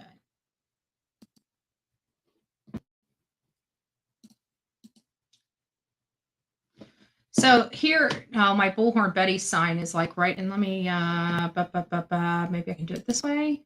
There we go. So up here is your thumbnail. I don't know if you guys can see this, but up here is your thumbnail. You guys see my cursor up here? Here's Leilani's face right here. And then right up here is a thumbnail. Mine says Bullhorn Betty. Yours just might have a letter. It might have an emoji or something like that. So you're going to want to go to your channel, which is right there. And you can't see, but right above here, right up here is the cursor, the Google cursor. You can't see it on this particular screen, but it gives your channel number in the address bar. And all you do is highlight it, copy, paste, and send it to me in an email. Let me see if I can change the screen just ever so slightly. Maybe if I get a different presentation of the screen, it might look better for you guys to see. Give me just a second. There we go. Let's see if this one works a little bit better so you guys can see yeah, this is perfect. So right up here is the address bar. You see that? That's what you need to copy and paste right there. And all you do is right mouse click and go to copy and then paste. So that's all you need to do to send me your URL, but trying to find you, if you're blocked and I'm trying to find you, it's different for creators than it is for people that watch the creators. We can't find you guys that easy. So if you do feel like you were unblocked, or maybe you were blocked for a purpose, but maybe that purpose has changed and you would like to be you'd like to participate in conversation here on the Bullhorn Betty channel, I'm happy to open it back up. Again, we've got rules over here. I know that not all the channels out there have rules to be on there. Some of them are just free-for-alls. Okay, I understand that. And that's the rules of their chat. And that's fine over on their channel.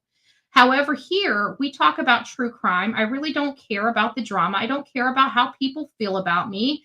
The people that are here to learn about true crime, this door is open. If you want to make sure that you're, if you want to be nice and just have a conversation, please, by all means, come here and enjoy yourself. But if you're here to disrupt, if you're here to gaslight, if you're here to be nasty to me or nasty to people in my chat, or nasty because they just have a different opinion than you, then that's not welcomed here. But if you guys can all be adults and not act, crazy, the chat's open for anybody. It's just whenever you start getting nasty and start getting crazy and start being, acting irrational, there's no place for that on this channel. We don't prescribe to that. I don't prescribe to any of it. I think every channel, if you should be able to talk about what you want to talk about, do what you want to do. I'm a liberty person. So, for everybody, if you feel that's how you can send me your URL and I'll make sure that you're unblocked. But we are keeping track of who we're blocking and the reasons we're blocking. So if you,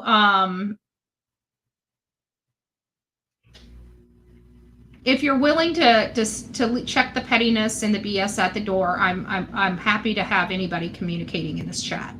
But I just, we do talk about true crime. I have preachers. I have, good, wholesome people in my chat that, every now and again, I don't like cussing. I think it's just not, I do have a potty mouth, but I don't like it. So I try very hard not to curse, but I do every now and again. But again, it's something I don't want on my channel, even from myself. So if I don't want it for myself, I'm definitely not going to have people that don't run this channel acting foolish. So if we can just, if we can just act adult. I don't know how else to explain it, but if you could just do that, we'll all be on good terms, You don't have to agree with me. I just want to make sure that, because everybody keeps saying, oh, if you don't agree with her, you're out. No, I treat you as you treat me. So in a lot of situations, what I find is that people like to dole it out, but they get very offensive when they're treated with the same exact way that they're treating somebody else. I just find that personally ironic, but that's how it typically goes. I'm one of those people. You come to me nice, I'll be your best friend. I'm the nicest person in the world. I'll give you the shirt off my back. You come to me with that BS, you're going to be hit with that BS. That's just how I roll. You want to talk to me, I'll talk to you. You want to be rude, nasty, and sideways, I'll be rude, nasty, and sideways. I got it like that. So if you're being treated unfairly by Bullhorn Betty, it's probably because you got it.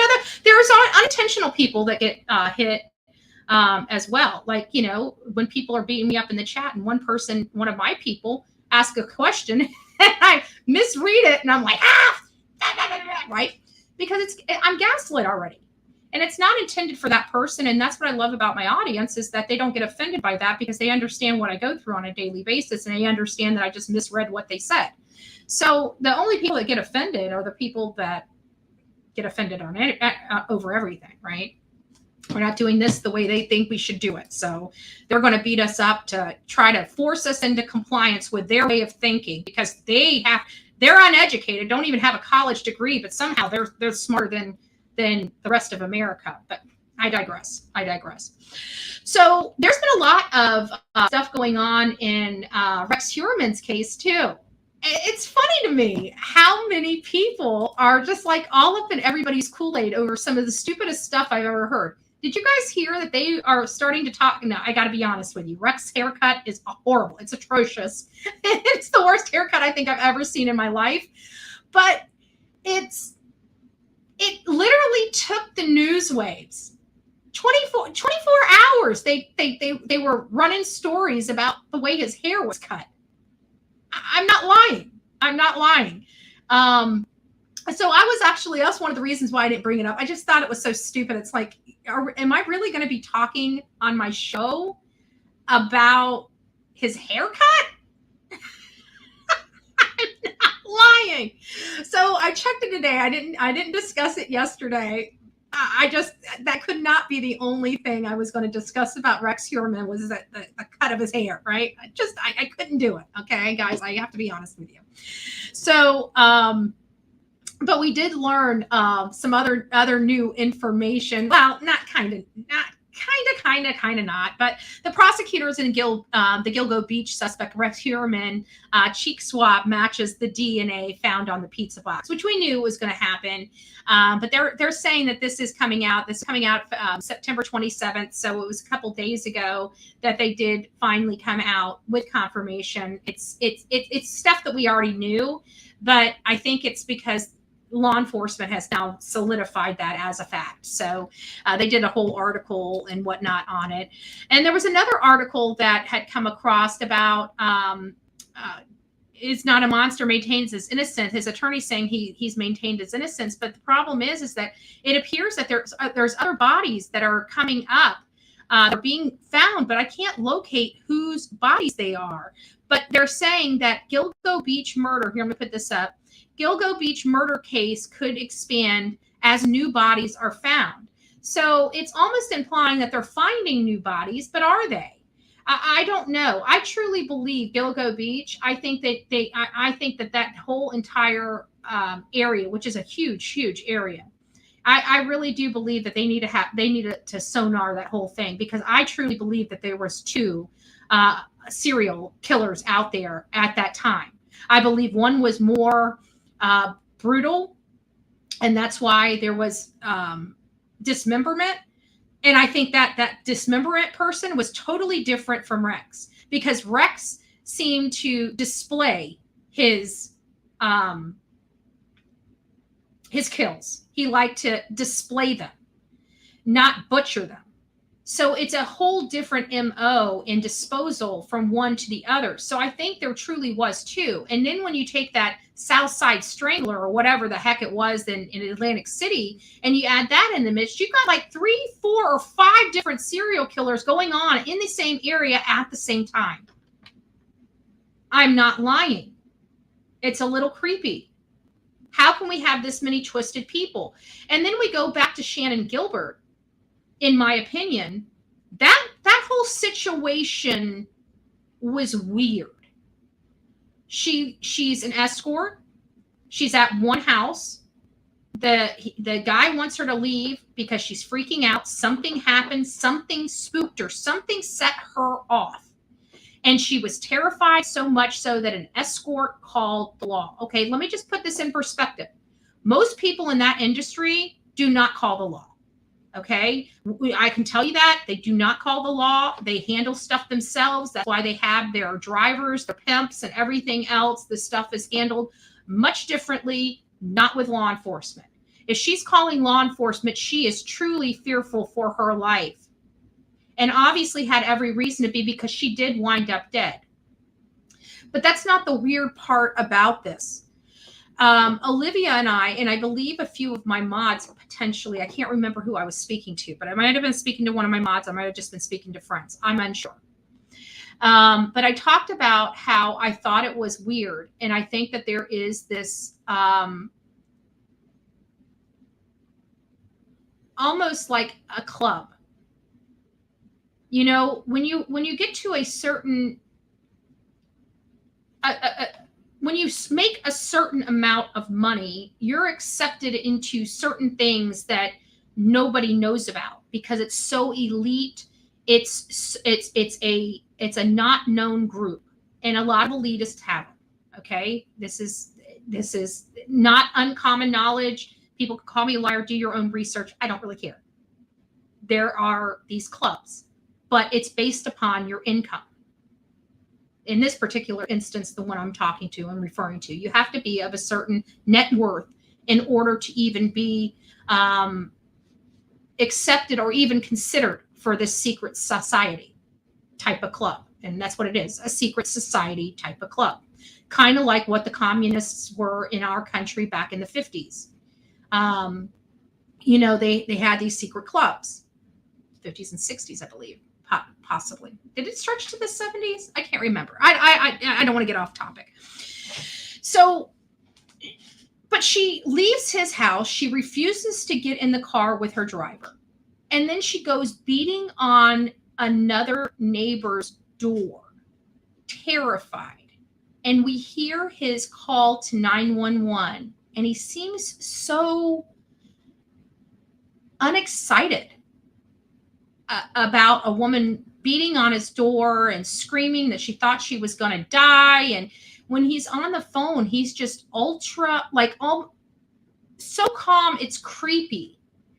Because if somebody was beating on my door late at night and screaming that somebody's trying to kill her and not answering my questions, I think I'd be a little more freaked out.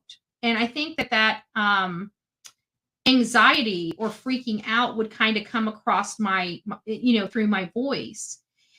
I just felt like he was almost like it wasn't uncommon for somebody to be beaten on his door thinking that they were going to be killed. You see where I'm going with this? I'm not saying that that's the case. I'm just saying that it gives me that creepy vibe that this was known to have gone on in that community. It wasn't a shock. It didn't have shock value for that particular homeowner. And I think that could have very well, that just kind of creeped me out when I heard, because I didn't hear that until that one press conference where they told us all the people. They played her 911 call. They played the 911 call from the guy down the road. They even had the 911 call from the lady that called her saying that she wouldn't open her door, that the lady's beating on her door. Now, you could hear kind of more frantic in her voice, but it was the other dude.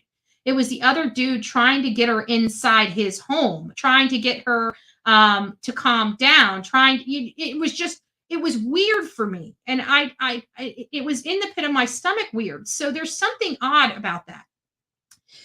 But it just makes me wonder. It makes me wonder. Let's see what else I've got here. I know I've got a few other things. We're going over to the Murdaugh case. The battle with the Murdaugh over the finances is now ensuing. So the latest fight in Alex Murdaugh is who controls the convicted murderer's assets. And me personally, that convicted murderer should have no assets. He should be stripped of all of them. All of the people that are victims in his wake, the law firm, the clients, the family, his wife's family, they should be the ones that get that. If you were timed out, Sunflower, I don't know what the situation was. It could have very well just been an accident. Sometimes, and I've done it before myself, where I'm trying to remove a comment or something that didn't bode with our community standards here. And it popped up right when he hit like to remove it or time it out, and it moved out. So I don't know if you did anything wrong, but if you didn't do anything wrong, I wouldn't worry about it. It was probably just an accident, and it does happen. So attorneys for the convicted murderer Alex Murdaugh wants the federal government to take over whatever is left of the millions of dollars and other assets the convicted murderer stole and earned through his legal work. The assets have been under the state control for nearly 2 years, but Murdaugh's attorney says the federal government won't charge the hundreds of thousands of dollars in fees for people watching over the state's work have been paid. The United States, however, will perform the same functions in an ancillary proceedings for free. So they're basically saying they need the federal government to take over this lot of money because the state is charging them ridiculous money, basically stealing the money from him, right, through these fees and other charges. So yeah, I can kind of see that, and it probably does make sense. And to be honest with you, with his charges, they probably will do that. It's not unreasonable is what I'm saying. And typically the courts will always side on the side of, as long as it's not going to prejudice the state or anybody's prejudiced by a ruling or anything like that, they will most likely grant that, in my opinion, unless the state argues. This is a revenue generating item for the state. So the state may kick up some fight because they want to keep that money in the state versus versus the feds handling it. But if it's hundreds of thousands of dollars, the court, it'd almost be prejudicial to the defendant to continue to have the state look after his money. I mean, at the end of the day, the courts have a fiduciary duty as well, and they, even these horrible scumbags, they have the responsibility of maintaining whatever wealth they have. They can't just take it. They have to have reasons to take it. So there is that. Murdaugh slams the court clerk. We all know this over the shocking comments in the Netflix documentary. There was also a book signing that was canceled from the clerk. I have to be honest with you. I've looked at everything related to this clerk, guys, and I truly just don't believe she did this. I don't believe that she put her finger on the hands of justice, on the scales of justice. I just don't believe it. I believe that this is all smoke and mirrors. And Alec, he is entitled to a proper defense. So I don't blame anybody for this, but I feel like it's wholly unfair for the clerk. She did nothing wrong. I don't believe she did anything wrong. What they filed, we went through it, and I'm telling you, it doesn't make sense. It really doesn't. When you really dissect it and tear it apart, it doesn't make sense. Kind of like the Delphi. In my opinion, I don't believe the cult stuff. Friends of mine told me to stay away from the story because I don't believe in the cult stuff. I don't believe it. I believe they have the right guy. I believe that they treated him very, very poorly, and that has to change, and I hope that never happens again. But I also have to believe, is this part of his trial strategy? Did he go in there and intentionally starve himself to get to make people feel sorry for them. People, there is trial strategy. Attorneys talk to their clients about this stuff, okay? They talk to their clients about this stuff. They also give inferences or, hypotheticals to help guide their clients. So we have to look at the bigger picture. And this guy confessed to his wife. I don't believe that there's a linchpin of people standing behind him, forcing him to say it. I just don't believe it. I don't believe it. So I'm not going to go into it, but I feel like I want to have my voice heard on the matter. And again, here's the thing with the clerk. Accused clerk in Murdaugh trial refutes bombshell jury tampering allegations, says case was a lot of juggling. And I believe that. And if you hear everything that's going on, all the proper chain of command was followed. Even when you look at the affidavits, they're talking about how she only spoke to the foreperson. That's how it's supposed to be.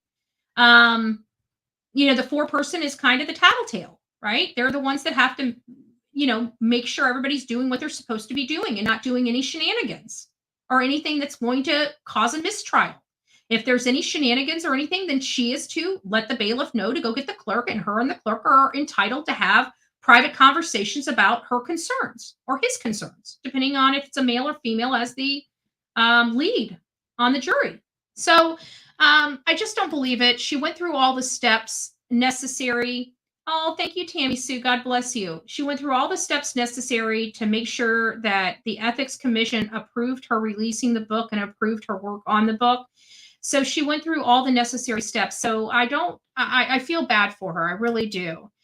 Getting back to Bryan Kohberger and the search warrants, we're learning that, well, I guess over the last couple weeks, we learned, if you guys recall, when we started covering this case, we all kind of had the theory, at least most of us did. Some people, took a little longer. Some people still don't believe it, whatever course however your brain works, whatever. But we identified that we believe that it was one of the two girls on the third floor, either Kaylee Gonzalez or Maddie Mogan, that was the target of this crime, this horrific crime. We learned early on from law enforcement that it was either the house or one or more of the victims that were targeted. But other than that, they didn't really clarify any more information related to that.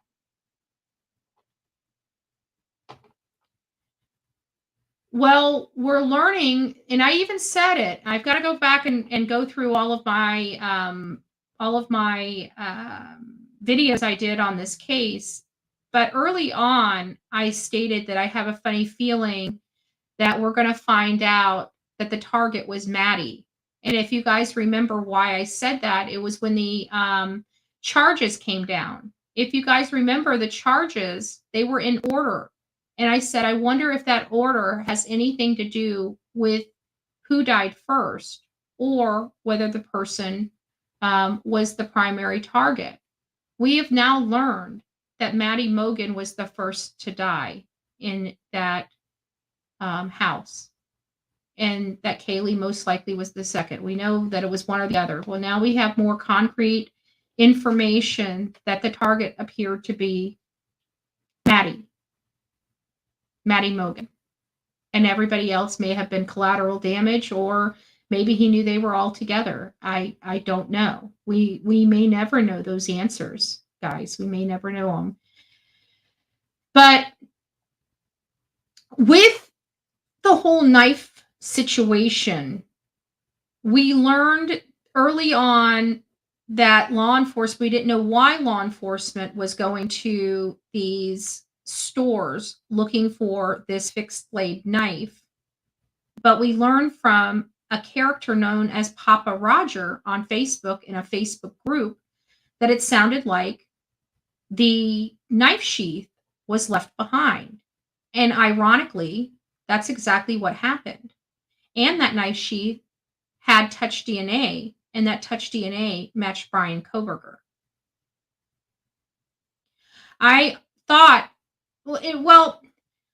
I felt before the knife became an issue, like where he purchased it and everything like that, I had been professing that I thought that he went to Wazoo to carry this out. I just didn't think he had a victim quite yet. He knew what he wanted to do. I think that he got this itch whenever he was in Catherine Rumsland's courses and talking about BTK. I think he got very, very curious about the making. I think that's when he realized that that's what he wanted to do. I think that's why he had those questionnaires go to the prisoners. There's just a lot that went on to it that gives, that made me come up with the theory that I thought he went to Wazoo to carry out this crime, because I could see how very easily it would have been that he carried out this crime and easily moved back home or moved to a closer university to finish out his PhD, because he can just say that there's just so much chaos going on at the school, he didn't feel safe anymore. Nobody would have thought anything about it, and he would have just moved back home and nobody would have known it was him. So I felt like there was more to that. And so with this whole revelation that we learned during the gag orders and the non-dissemination orders, when people were just kind of making up facts, and I'm talking about mainstream media, we learned that it was possible that this knife was purchased before he even left Pennsylvania to go to Wazoo. We've never gotten that information concreted. We never got it corroborated. We never heard law enforcement come out and tell anybody that information. So it was more or less a rumor about whether or when he purchased this knife sheath or knife and knife sheath.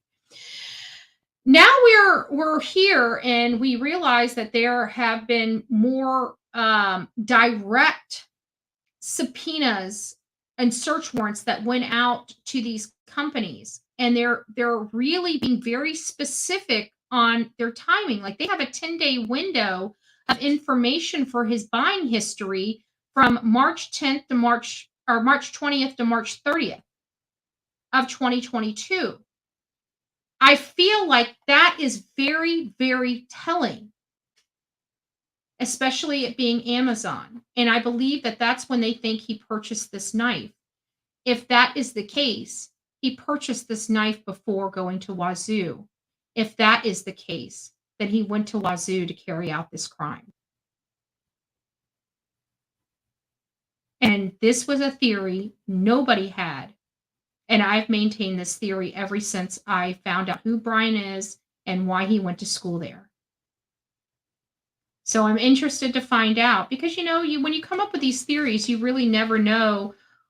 You just take the information and you make a list of what could possibly this mean. And then you just try to find out which one makes the most sense. And that was the one that made the most sense to me. Now, I don't know if I'm accurate on it. I like being right? I work very hard. I like the pat on the back and saying, oh my gosh, you got this right. I will not lie. I work very hard to hear that, So I'm hoping that everything that I was reading and understanding and the way my brain was working, I want to make sure that it's working properly and firing on all cylinders, right? So I'm kind of hopeful. It's kind of weird because this is, people died in this case.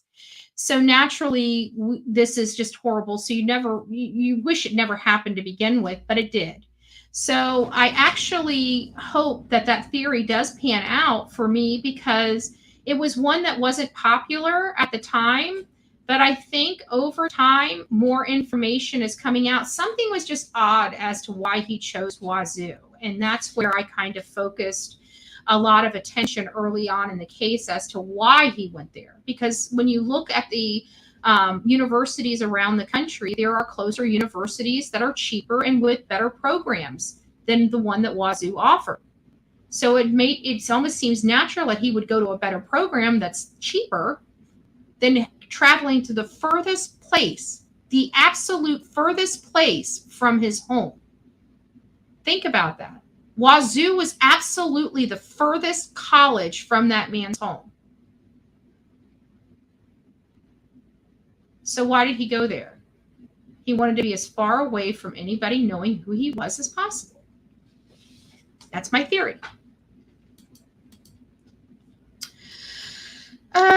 They're looking for click activity. We went over the subpoena yesterday if you guys would like to. It was at the end of yesterday. Hey, big boy, nice to see you, love. I see you. I see you. I don't know. I always get chuckled out of that. I always say, I see you. And it just happens to be your name. So it's kind of a little tongue-tied. I see you. I see you.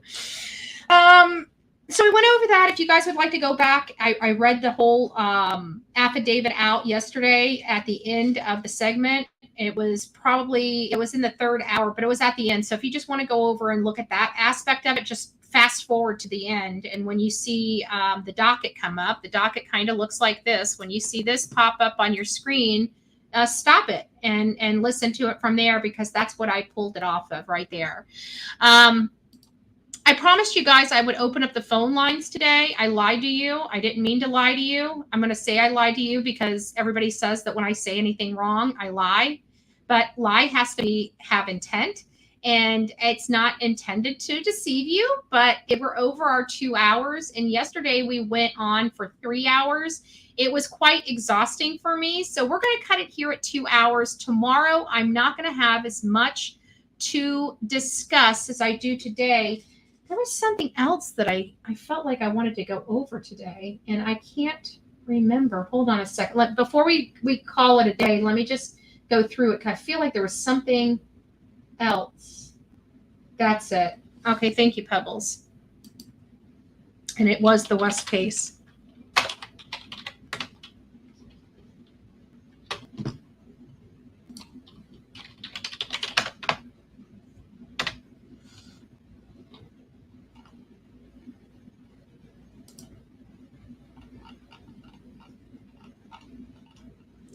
Do we have an update? I've got the court TV thing up here. This is what it says. Bakersfield, California. The California city couple convicted in the death and the disappearance of their adopted son, Orrin and Orson West, have been sentenced to 15 years to life in prison. Our family lost the boys. They're still missing. We don't have nothing.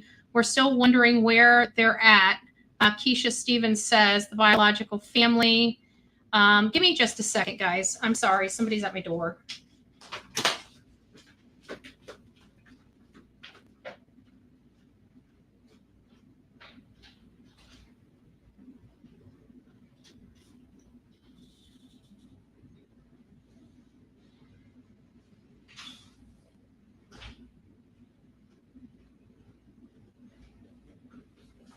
All right, sorry. That was the first. Like, Amazon never rings the doorbell. That's one of my biggest things is, like, I never hear the doorbell ring when Amazon comes, and I'm left to looking at my app. Sometimes stuff stays out there for hours. Let's see what I bought. I can't remember what I bought that's heavy.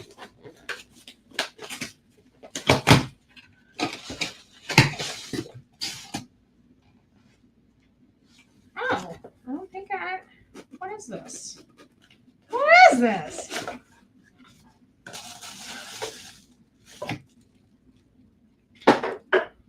Let's see what this is.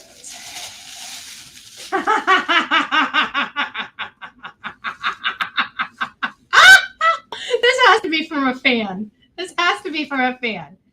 It says, I don't have the time or the crayons to explain this to you. That is the cup right there. That is the cup. What else do we have? What else do we have? Atomic Bear? Who did this? Who is this from? Who is this from? Aw, the real me too. Enjoy your gift. Happy birthday, Andrea. I know how much you love to cook, and here's some things to try out for your new cooking show. I'm not starting a cooking show, guys. I just needed a little bit of a break from the mundane. Oh my God, that's great. Can I get a quick summary recap of Kohberger? Yes, big boy, you can. So what, hold on, let me just get this out and I'll give you a rundown. So we have Suckle Buster. We got all-purpose chicken rub, pork and rib rub, and beef rub. Thank you. The real me too. Thank you so much. I definitely wasn't expecting that. I didn't know what to expect. I thought it was something I ordered and just now got here. And oh, Dianne Feinstein died. That lady was entirely, she is still a politic, like, guys, she was entirely too elderly to be running this country. There is just, and I know you guys, it's gonna, I don't care how many videos are made about me over saying this. There is at some point that you're just too old. Your brain doesn't process stuff properly at certain ages. Okay. She has been very ill for a very long time. She had no business voting or running this country. I digress. But prayers to her family, prayers to her supporters on her passing. I know it's got to be hard. Big boy, getting back to you. So Bryan Kohberger, this is what happened. We've been monitoring this docket for some time, you know, for all the new stuff coming out. Well, they put some stuff that was sealed in the docket, but they didn't put it down at the bottom when it, you know, to notify us that, hey, you know, this is this has been filed. So I was reading an article, and I print out everything when it comes to this case. I print it out, I read it. I've got stacks and stacks of papers all over this office of nothing but Bryan Kohberger. And so when I read that this was on September 8th, which is recently, I only printed out very select stuff in September because there's not a whole lot going on in the case. And so I know that I only printed out some affidavits related to the cameras, some requests for people to videotape in the courtroom, which were denied because they have the pooled cameras, but I never saw these search warrants. And I read this article, I'm like, no. And so I went back there, and sure enough, there's like 4 or 5 of these search warrants that are now appended to the docket on September 8th. And so we started going through them. And one of the main things is that they're starting to really limit the scope of their requests and their subpoenas. So much so that this Amazon one was requesting information for a very specific date.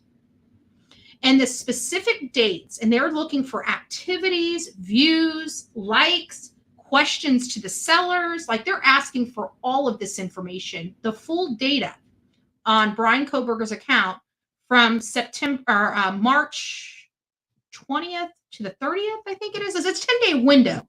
Actually, let me just pull it up, and I'll just read it right from the docket. Why not?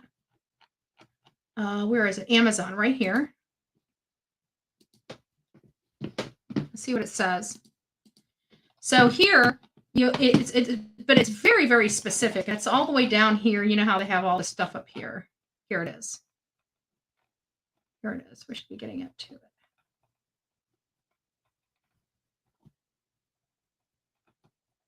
There it is. So March 20th, 22. And they wanted to know what he was doing. There we go. Just move this over just ever so slightly. So March 20th, 2022 to March 30th, 2022. And they're also, so that was very specific. Then they go right before the murder to after the murder, but before they arrested Bryan Kohberger. So there's some weird anomalies with their requests on the Amazon account, but I'm not paying attention to the March to December timeframe. I'm finding the most interest in that March 20th, 22 to March 30th, 22, as it relates to the Amazon purchases. That is kind of making me feel that law enforcement, without telling us anything, it believes that the knife was purchased in that 10-day window. I feel like if this is correct and it's limiting the scope and they're looking for this activity, purchases, all this other stuff for March 20th to March 30th, 2022, I feel like that is a major clue in this case. I absolutely do. Just like I believe, let me show you this, and we went over it, and once I pull it up, those that follow me on here, you guys will be reminded, because here, let me find it, arrest warrant. I'm pretty sure it was the arrest warrant that I had referred to when we were talking about this. Here it is. Was it this one? Oh, this one does have all the charges, but it doesn't list the first count, first degree murder is. Hold on, let me go to the one right below the criminal complaint. Here we go. Here we go. And as you see,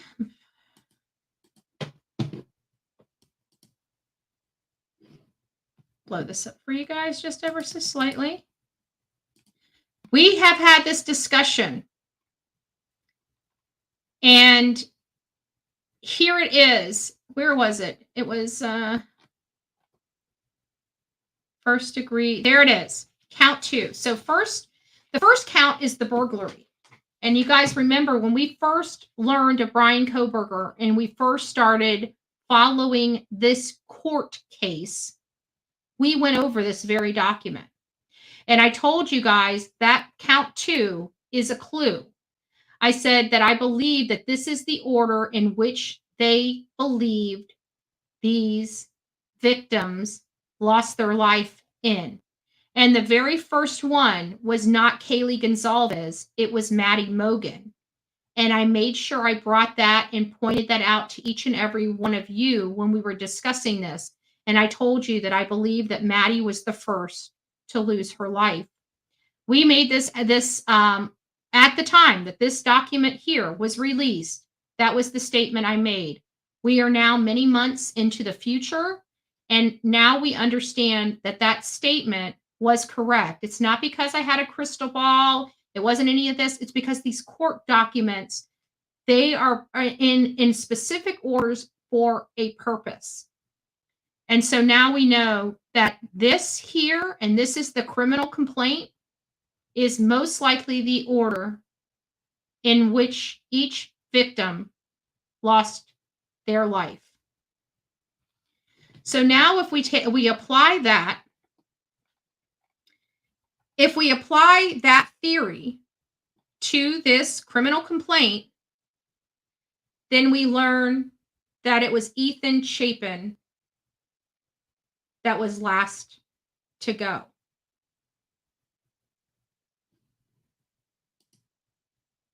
So that really is it. Okay, guys. So hopefully, Big Boy, I answered your question on this. I actually went through it a little more than I had anticipated here for this channel today. I was hoping I could get through all of it, but to be honest with you, we only have like 3 more articles about the Amazon stuff, and it's all the same stuff that we've already discussed over and over again. So what I'll do tomorrow is I'm going to leave my intro very short. We'll come in here. We'll play our morning videos as we go into the show, but I'll only take about 20 minutes just to give you guys like a little intro in, and I will open up the phones before we get started on our show tomorrow, so you guys can actually have phone calls first and not last, and then that might actually direct. I'll have it. You know, we'll make tomorrow's show a little more interactive. I won't have it planned. I'll have just a couple things planned and opened it up so we can kind of move the show any which way we want to move it. If there's a new case that you guys are interested in, we'll start directing the focus to that new case. So either way, we'll just have it a little more interactive tomorrow for each and every one of you. Oh, thank you, Big Boy. You are the best. I appreciate you for going over this. Oh, you're welcome. You're welcome. And there's still the Apple Watch stuff and other information that I haven't looked into yet, because honestly, the one that I'm interested in is the Amazon stuff, because that was directly related to a theory that I had developed early on in this case. And so I'd like to see if that theory that I developed early on in this case actually holds water. Some of them do, some of them don't. But I find that, you know, my batting average on some of these theories are pretty good. You know, we don't get them all, but I like I said, we're above 85%. So I'm good with that number. I'm really good with that number. You have a great day too, everyone. And that kind of really is it. We're at 2.5 hours right now. And like I said, I was planning on opening up the phones, but I obviously was a little too aggressive with my planning of the show today as I was yesterday, right? So tomorrow I won't be so aggressive with my commentary, and we'll open up the phone lines early and chat and say hi to everybody first thing, and then we'll get on with the show. And I hopefully that'll give it a nice little balance for you guys. So anyways, come back tomorrow. We'll see you then. Have a great day. God bless. TGIF.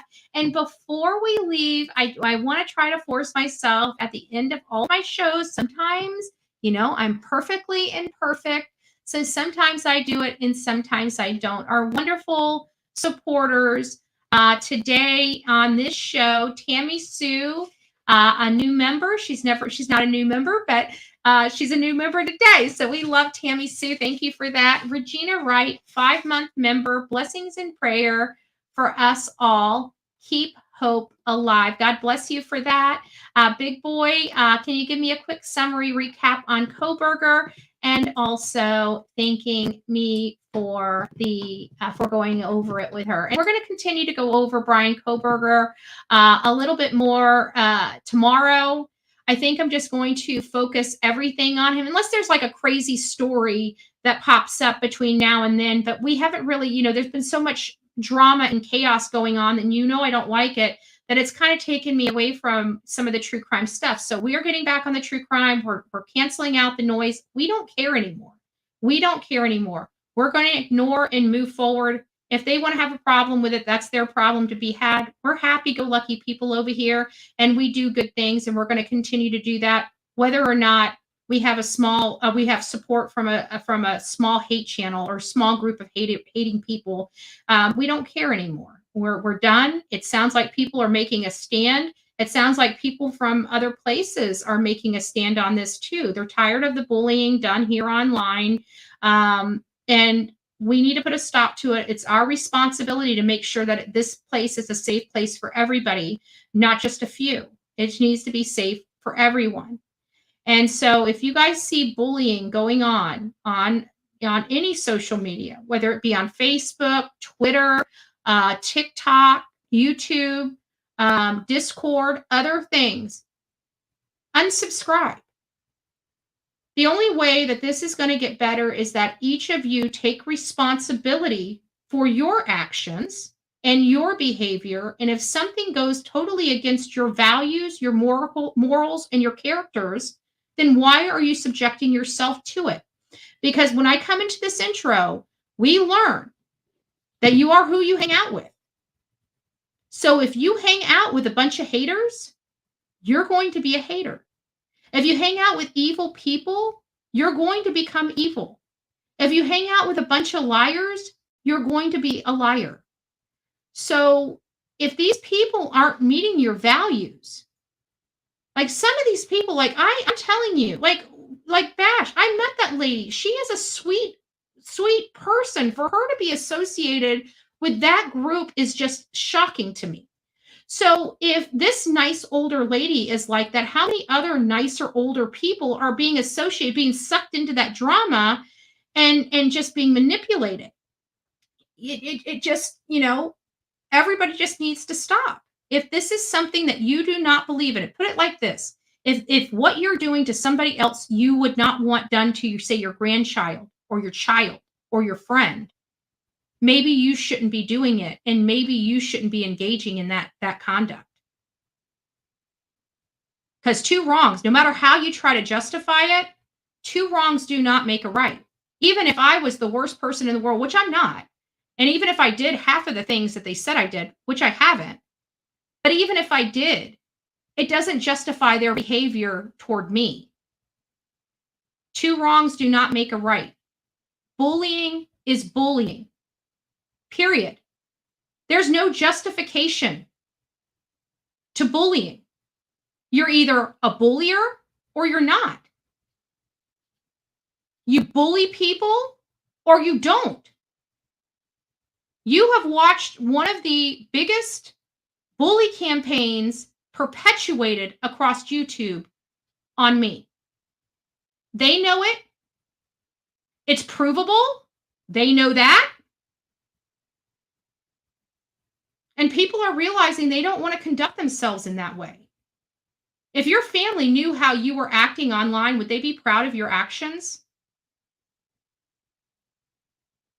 Because all these people have to hide and they have anonymity. Why do they attack other people and expect to maintain their anonymity? You don't get to do that. If you want to be anonymous and you want to cover true crime, or you even want to cover bad behavior, nobody's going to try to unmask you for that. But when you go and start stalking people, and somebody even said Betty never shows receipts. First of all, I am the receipt. Secondly, when I came on here, I said I'm not going to be starting to engage where every single thing I do, I've got to produce something. And I never have, never will, and I will never do it. You either believe me or you don't believe me. What I find ironic is that these people are so quick to call you a liar that they won't even look into the allegation. See, me, when I call somebody a liar or go after somebody, I look into the allegation. I work it. I don't have to have somebody show me a receipt. I look for the receipts.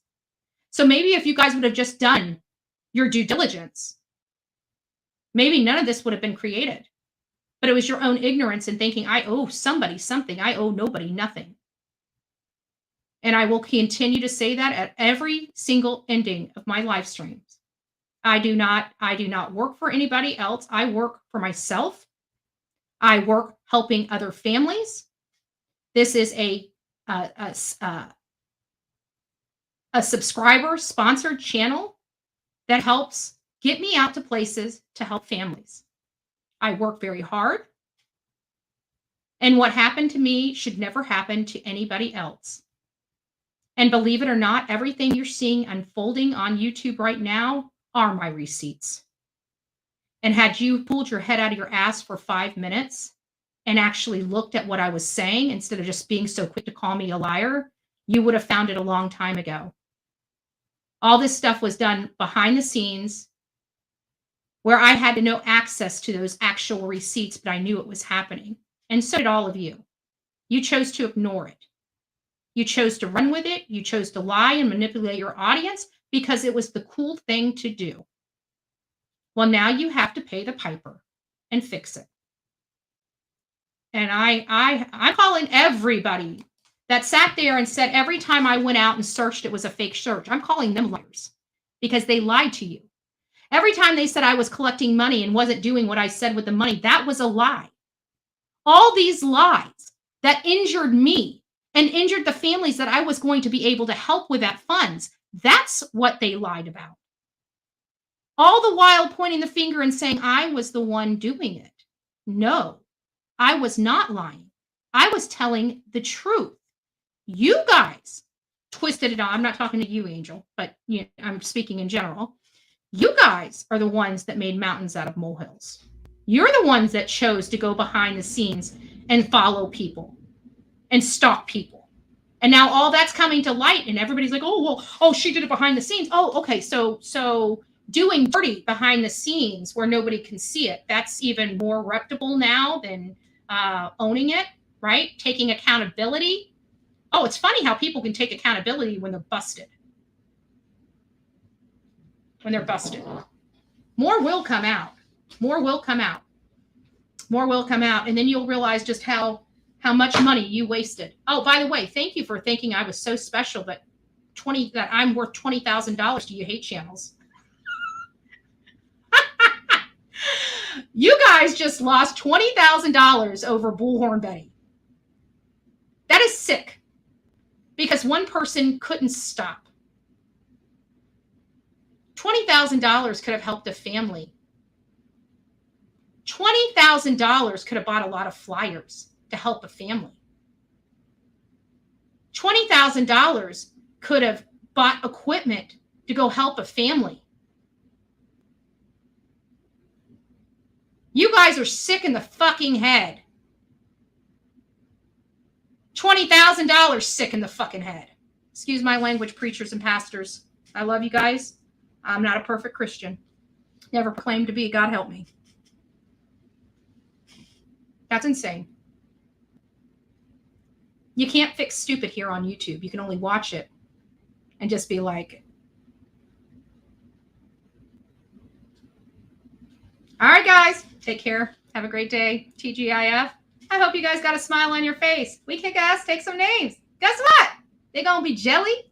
They're going to be jelly, jelly, jelly for a really long time. So you guys might as well start putting on your shit-kicking boots because, honestly, we're not going anywhere.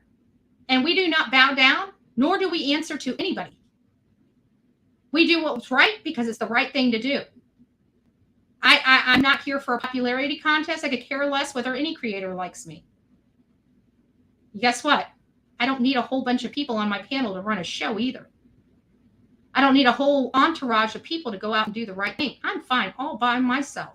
Guess what I got? I got my best friend, folks. I got my best friend. What is this? What is this? Holy shit! Bullhorn Betty's got the Bullhorn right for the fences! Oh my god, it's coming to an end. She's got the Bullhorn. I'm done playing. So, PJ, and you need to get her for emotional. She's already. It doesn't really matter. We'll get this all rolled out. But 14 months. 14 months. 14 months.